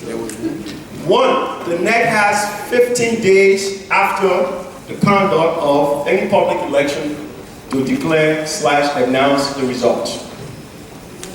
2, the legal capacity to challenge the result is vested only in a participating candidate or a participating political party. And that must be done within 7 days after the announcement of the result. In past time, we have seen that complaints had been filed prior to the announcement. But as per Article 83, see, the right to file accrues only after the announcement of the result. 3, the NEC has 30 days as a whole to hear the complaint. And the reason I'm saying as a whole, and we'll talk about it later, at the NEC, you generally have elections magistrates and hearing officers that are lawyers that we generally hire that will sit as a matter of first instance to investigate the complaint. And the board of commissions serve as an administrative appellate body. 4, 7 days for a party to perfect its appeal to the Honorable Supreme Court. 7 days. And then Article 83 provides that the Supreme Court has 7 days to decide. Once all of the documents are in, necessary arguments. Okay? Okay, the authority of the NEC to promulgate regulations is in section 2.9H of the elections law. Okay? And what the NEC did, because there have been issues about delay in hearing election dispute. There have been issues about delays. They have, in an effort to cut down, of course, sorry, I don't want to be stuck in my camera. But in an effort to cut down some of the delay, in October of last year, the NEC promulgated new hearing regulations. There are new hearing regulations, and we will talk briefly about some of the key differences that are within this new hearing regulation from the previous one. And of course, the overall goal for that was to more speedily dispose of elections complaints. Next, please. Next slide, please.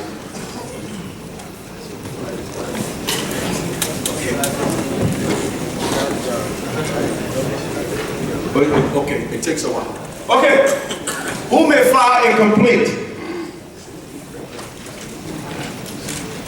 A registered voter in limited cases as per Chapter 5 of the Elections Law.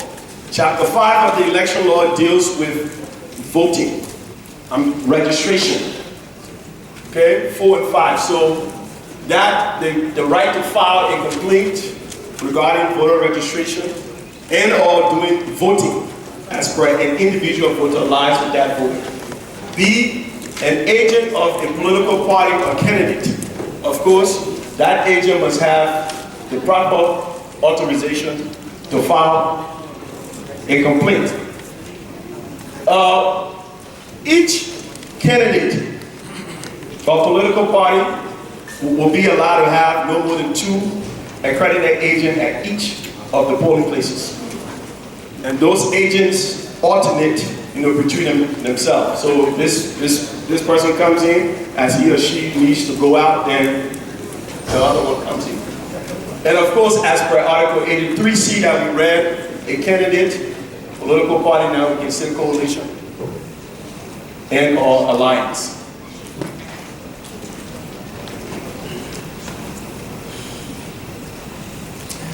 Filing a complaint. Okay, a complaint may be filed either in the county in which the violation is alleged to have occurred, or it can be filed at NEC headquarters that is on 9th and 10th Street in Single. Okay? And The complaint must be in writing. Complaint must be in writing, and as per the election law, a copy of which I am holding, it must be accompanied by all documentary evidence. And that complaint, at a minimum, should give notice of the particular violation that is being alleged. Correct? Now, back. The defendant, as per the new procedure, may file an answer. You may file an answer in the instances of motions. You may elect to file a written resistance. You can also spread it on the minutes, on the record, but if you choose to file a written pleading, you must follow the technical rule. If it needs a JD stamp, you have to. And the time frame for filing a responsive pleading as provided for in the civil procedures law, of course, do not apply here. Yeah? Okay. And I said that there are two layers of hearing at the neck. An election magistrate is an officer that is provided for in elections law, and then hearing officer will investigate the complaint. Generally, during every election year, we have 19 magisterial offices in the 15 counties. The reason why it's 19, because Montserrat and Lnba has 2 each. Okay, Bon has 2, and then Lofa has 2. So you have 15 counties, or we have a total of 19 senior magistrates. Initial reaction to the complaint. The first thing the election magistrate or hearing officer is taught is to review the complaint regarding the issue of jurisdiction and or recusal. Because if a violation is alleged to have occurred in Bombing County, you gotta file with the magistrate in Bombing County. You can't leave from Bombing County and go file it with another magistrate. And then also, if the complaint is against the magistrate, he or she is not allowed to hear that complaint. It must be forwarded to headquarters, who would then assign it to either another election magistrate or one of the hearing officers. Now, when the hearing officer or the magistrate is ready to hear or investigate the complaint, generally, when the complaint is filed, on the neck is named as a party, defendant. And as per decisional law from the Honorable Supreme Court, the declared winner must be included as a defendant. And of course, notice is also given to every other candidate who participated in the elections. So on his or her own, the hearing officer or election magistrate will include the declared winner or the person with the highest vote, however the situation may be, as a defendant.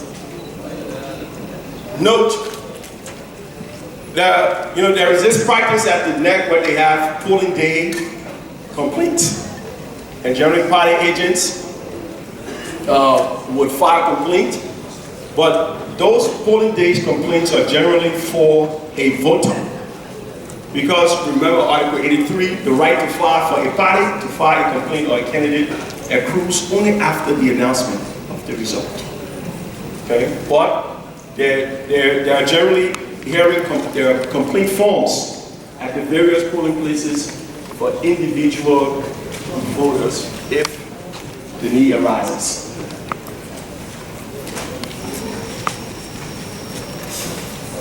Step to avoid delay, continuances. As per the new regulation of October last year, probably get it October last year, we included some of these. A request for a continuance shall not be deemed granted unless specifically approved by the presiding.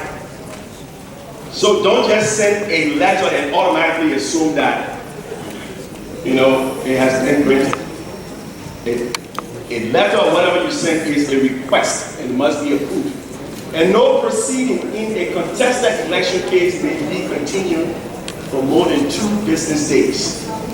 So that's a restriction on the hearing officer of a magistrate now when you hear cases, because we've seen in previous times, sometimes the cases are continued for weeks, a week or so. And that's, you only have 30 days. You only have 30 days. So there is some limitation. Agreement of counsel is not of itself sufficient cause for granting a continuance. It is not, because the 30-day limit is on the neck. Okay, so an agreement of counsel is not sufficient reason.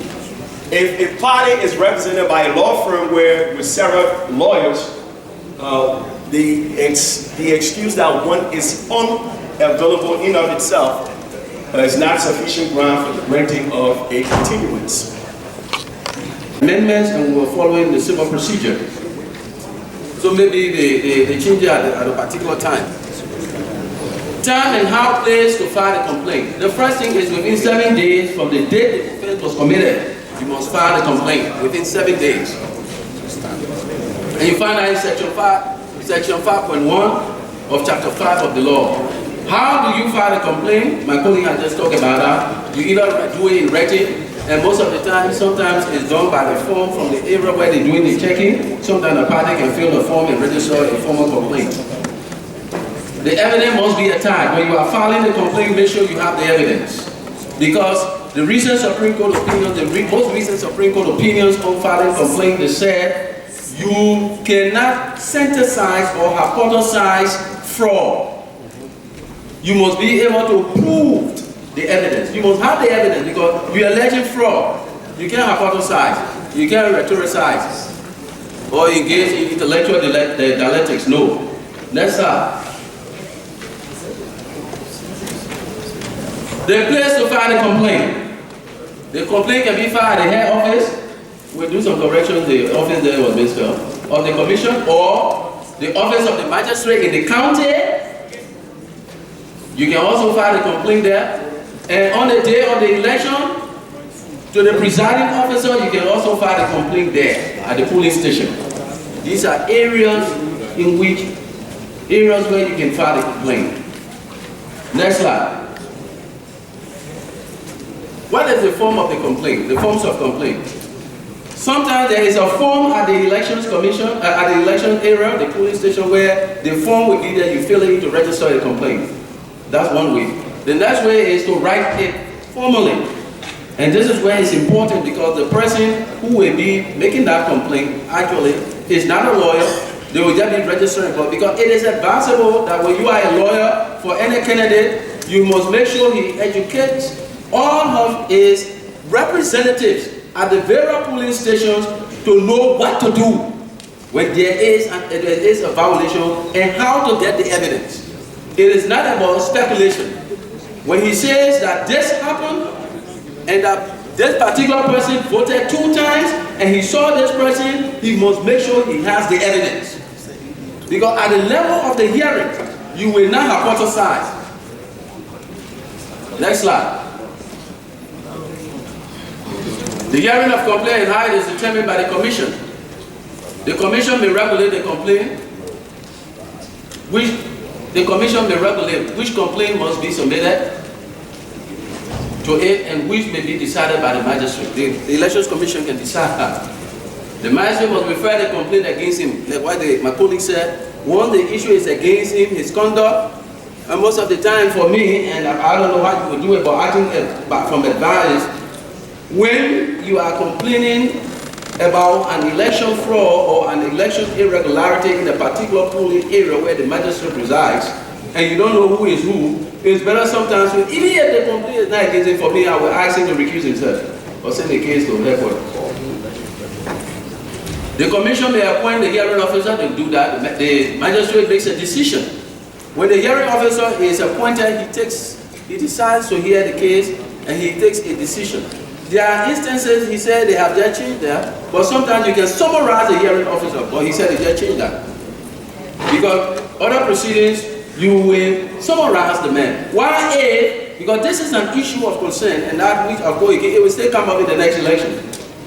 When the hearing officer is proceeding the way that he should not proceed, and you know that even if he concludes the case, it will affect your client, because on appeal, the Supreme Court is already operating against time, you need to do something. So I think in the future, questions will come out.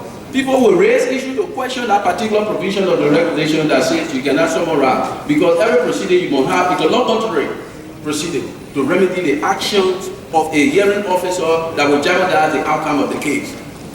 So for me, I would disagree with that. But a level you two counsel, if you feel that, because the more the hearing officer continues to do what he's doing, obviously it will affect your client substantively. Because remember, elections hearings are not only legal hearings. They are characterized politically. They are characterized with emotions. And sometimes your team will somehow be affected based on your first hearing or ruling from the hearing officer. Next slide. Can't do it again.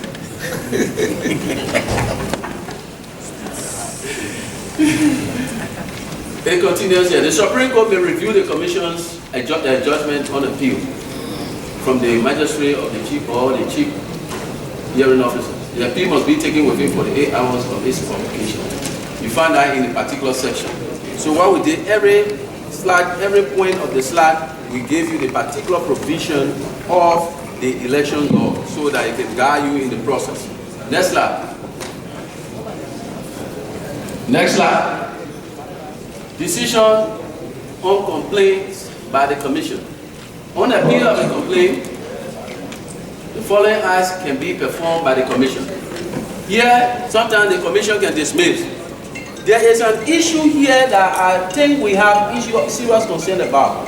What if the particular candidate complained let's say, was engaged in something under Chapter 10 of the election law to be a criminal offense?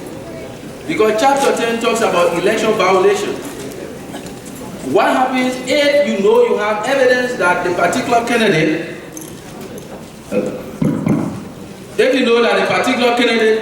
committed a fraudulent act, for instance, he registered 4 times, or 2 times, or 3 times, and then the hearing officer swept it down the floor, what do? Will you wait for the entire proceeding to go on, and then there is a hearing? Because, mind you are hearing that once the man is declared now, because there is another law that says once he is declared winner, they are thinking and contemplating that they must continue with the process of certification while the proceeding is going on.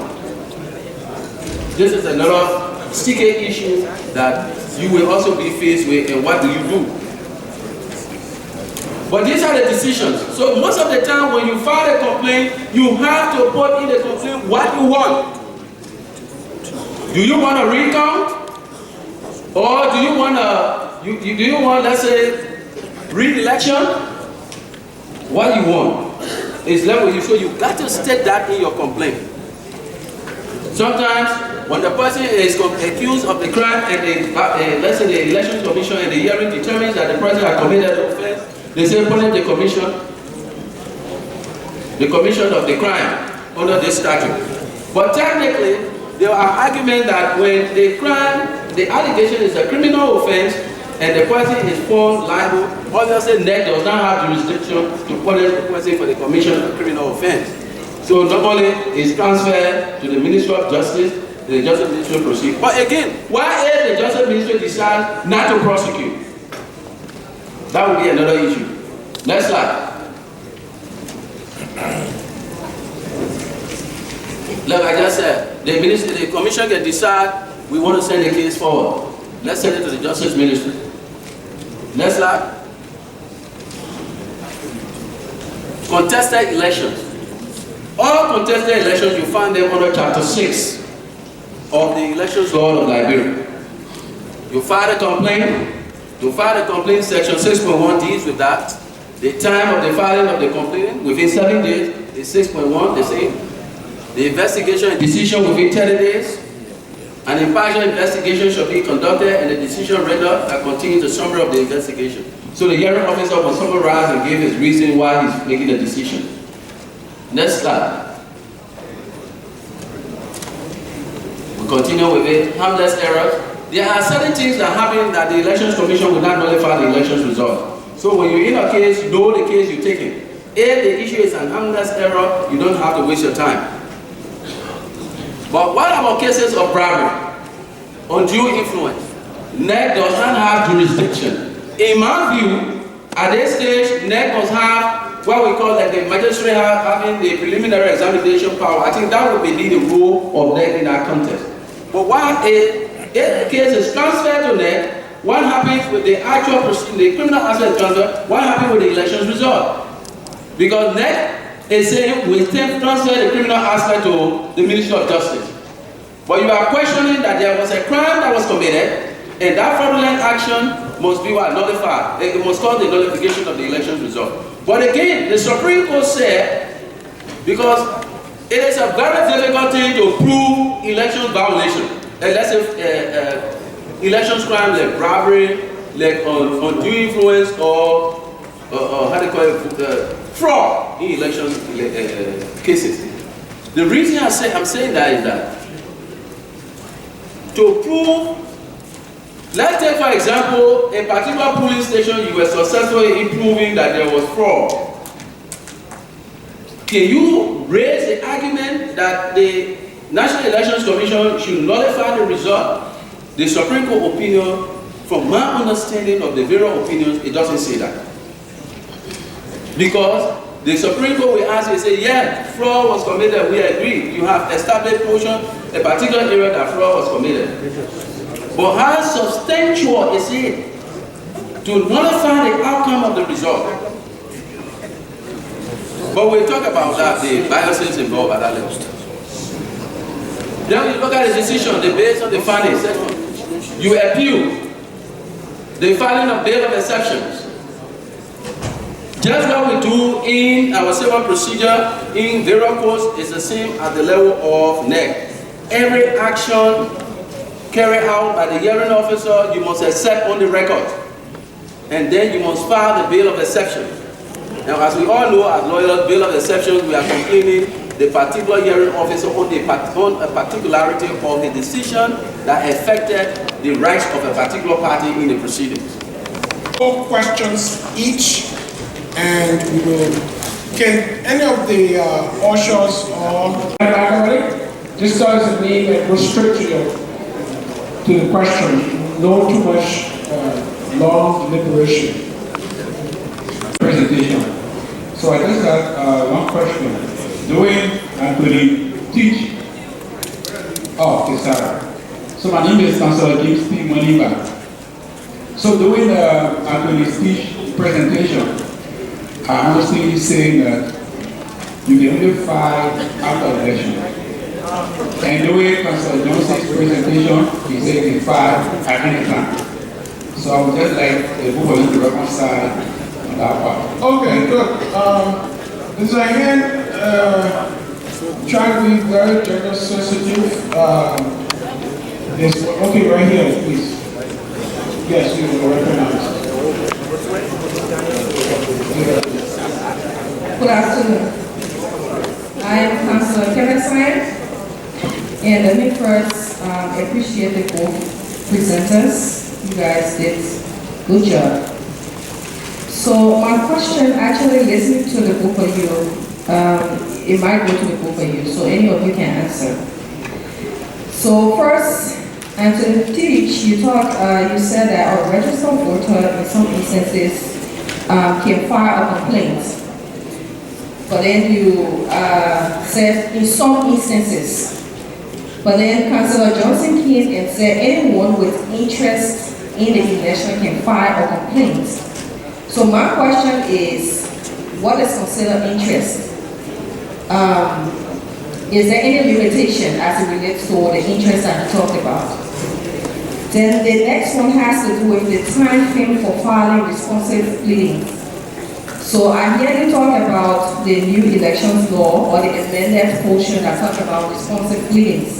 But then I didn't hear whether, even though you say it's not going with the civil procedure law that has to do with the 10 days, but how many days are allotted for the responsive pleadings? I don't think I heard something like that. And my last question, let's allow another person. Okay. Thank you, Councillor Johnson and Anthony Tish for wonderful presentation. My name is Councillor Emmanuel Etuel, Senior.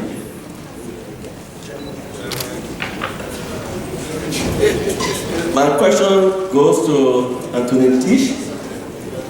During your presentation, you specifically mentioned, and I'm interested in hearing, reconnaissance. You mentioned several figures on reconnaissance, and those ones related to contested cases. The first question is, cases that are not election cases, for example, internal dispute between and within political parties that are foul in NEC, if those cases are disposed of by NEC and you appeal and file a bill of exception, I want to know, which I didn't hear, whether there's a reconnaissance that you have to file with the commission, and if so, what is the amount? And I'm asking this question based on an experience. No problem. Thank you. I will take the last. My concern has to do with the fees, the executive fees regarding or considered for appeal. Our constitution guarantees the right to appeal. So I would want to know the basis for the determination of the 5,000, the 3,000, the 2,000, and the 200. See it set as a bar and in violation of the right to appeal. Thank you. Very good. Gentlemen, so you have other questions?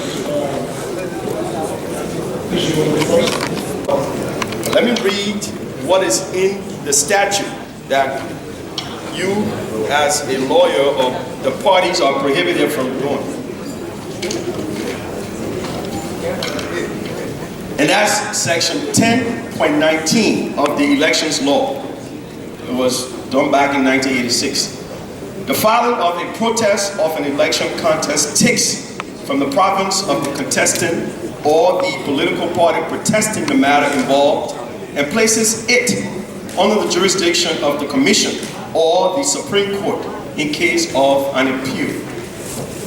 It is therefore contemptuous in an election offense for the contestant or any political party or any person or group of persons to commit in any manner or form on the merit of the proceeding tending to arouse public opinion, sympathy, and confusion in the Liberian society, and which in so doing may have the tendency to prejudice the fair and impartial determination of the other persons commenting on the conduct of an election in any manner. So that's section 10.19, and according to this, it provides for a penalty of up to 5,000 USD and or imprisonment for up to 5 years. Just that you're aware of it.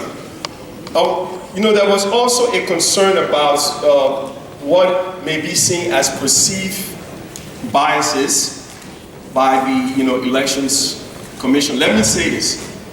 The Elections Commission has less than 400 permanent staff. The vast majority of those who conduct the election, the thousands of Liberians that help temporary staffs or our family members that are within our community. None of the Board of Commissioners and no senior up of the NEC are ever to any of these polling places other than perhaps to cast his or her ballot and leave.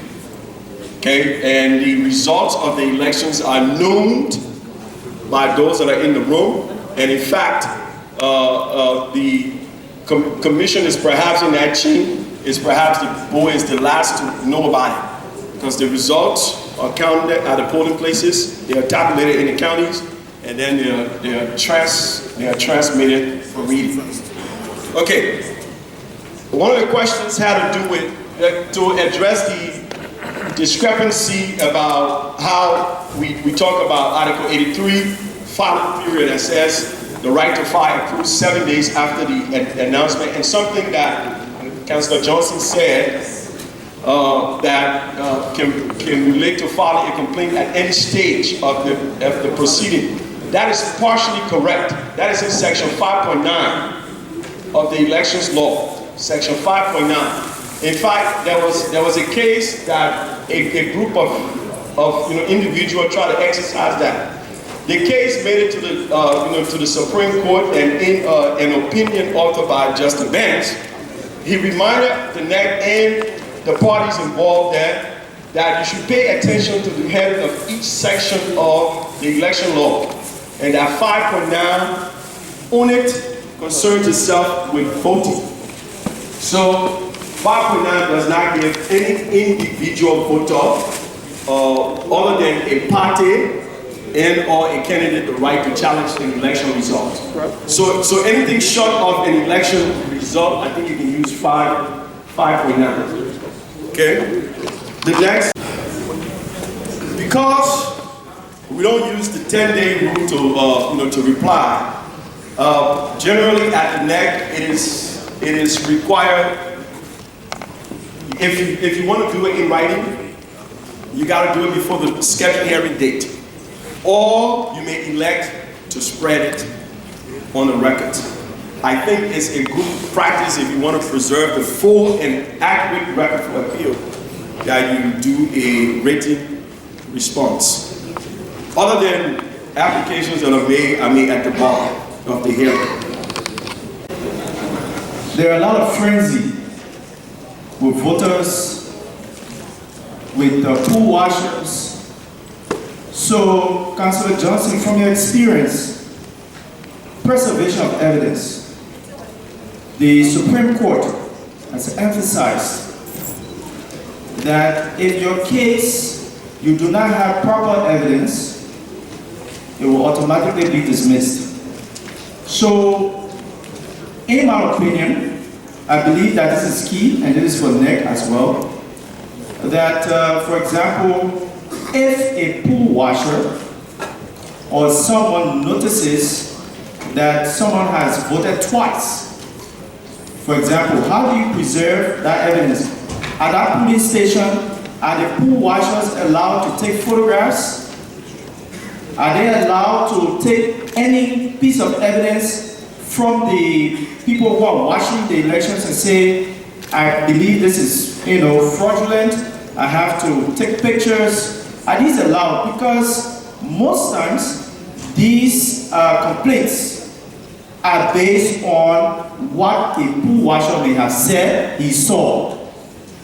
And the challenge with that. So in your experience, Councillor Johnson and Attorney Teach, how would you advise a political party or a candidate through their legal team to preserve evidence to file a complaint? Thanks. Councilman, we said, and more of a comment and question to both of you. That's how I would say that the mathematics that's involved.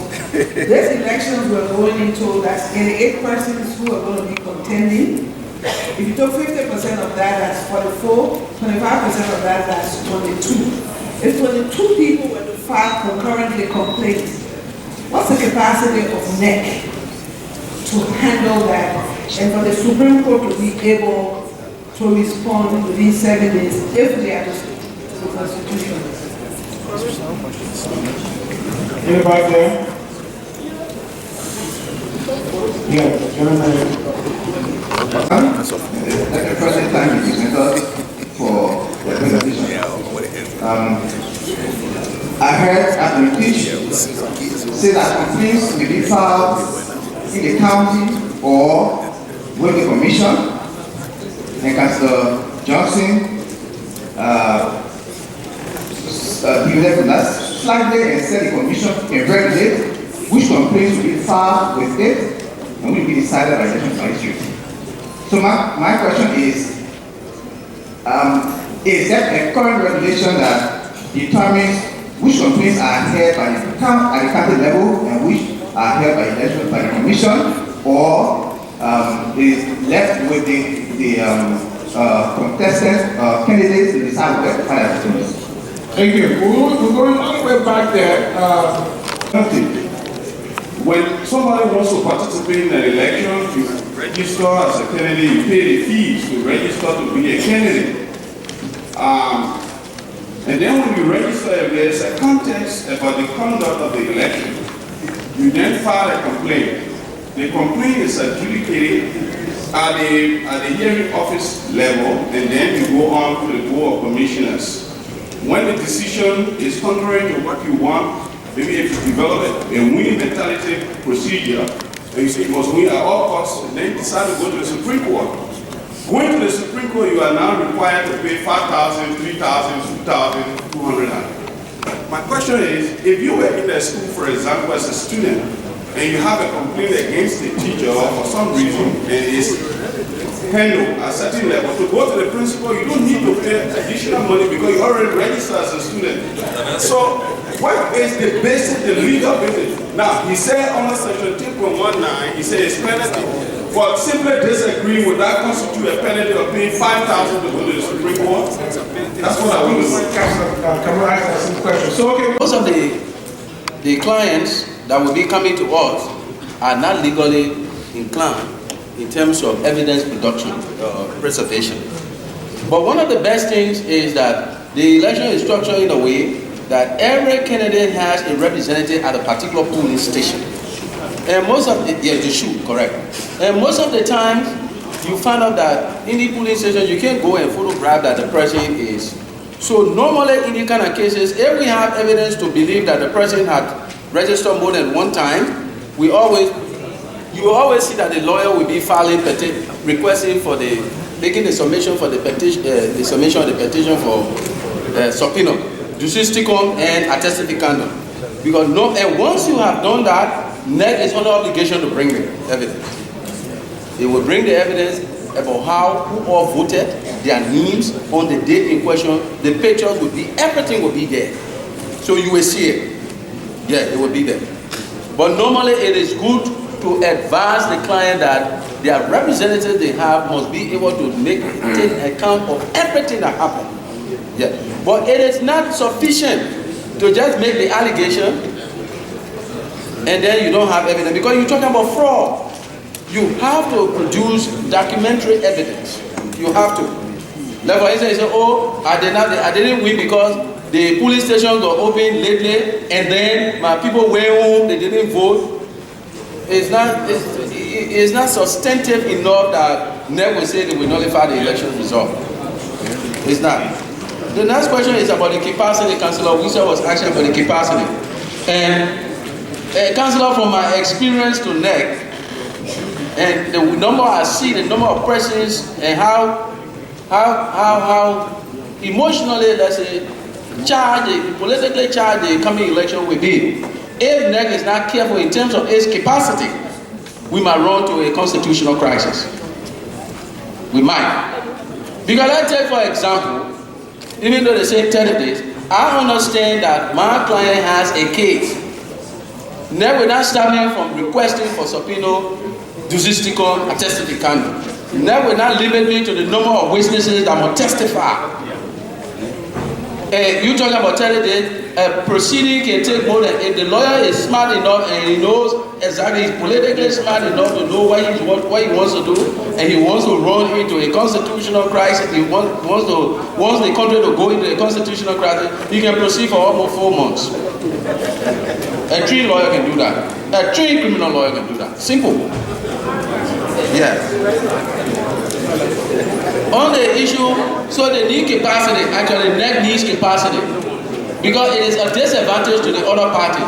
And the selection, and one of the things, again, my own advice is based on that, in terms of capacity, the selection of magistrates to hear particular cases, NEC needs to be clear with the trial experience and history of the magistrates.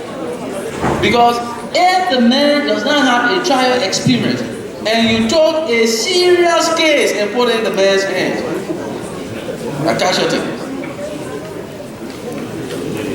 With all due respect, we experienced that in some cases, but we're not naming the case. It was not easy. It was a highly contested case. You have 2 former chief justices one side, former solicitor general on one side, on the same side, former executive minister for litigation of Minister of Justice on one side. You have another veteran lawyer on the other side. So the hearing officer, in most instances, the man was confused. Sometimes when they say objection, ground, he state the ground, then you look at sustain. Boring, you are just guessing. Seriously, it's serious. It's very serious.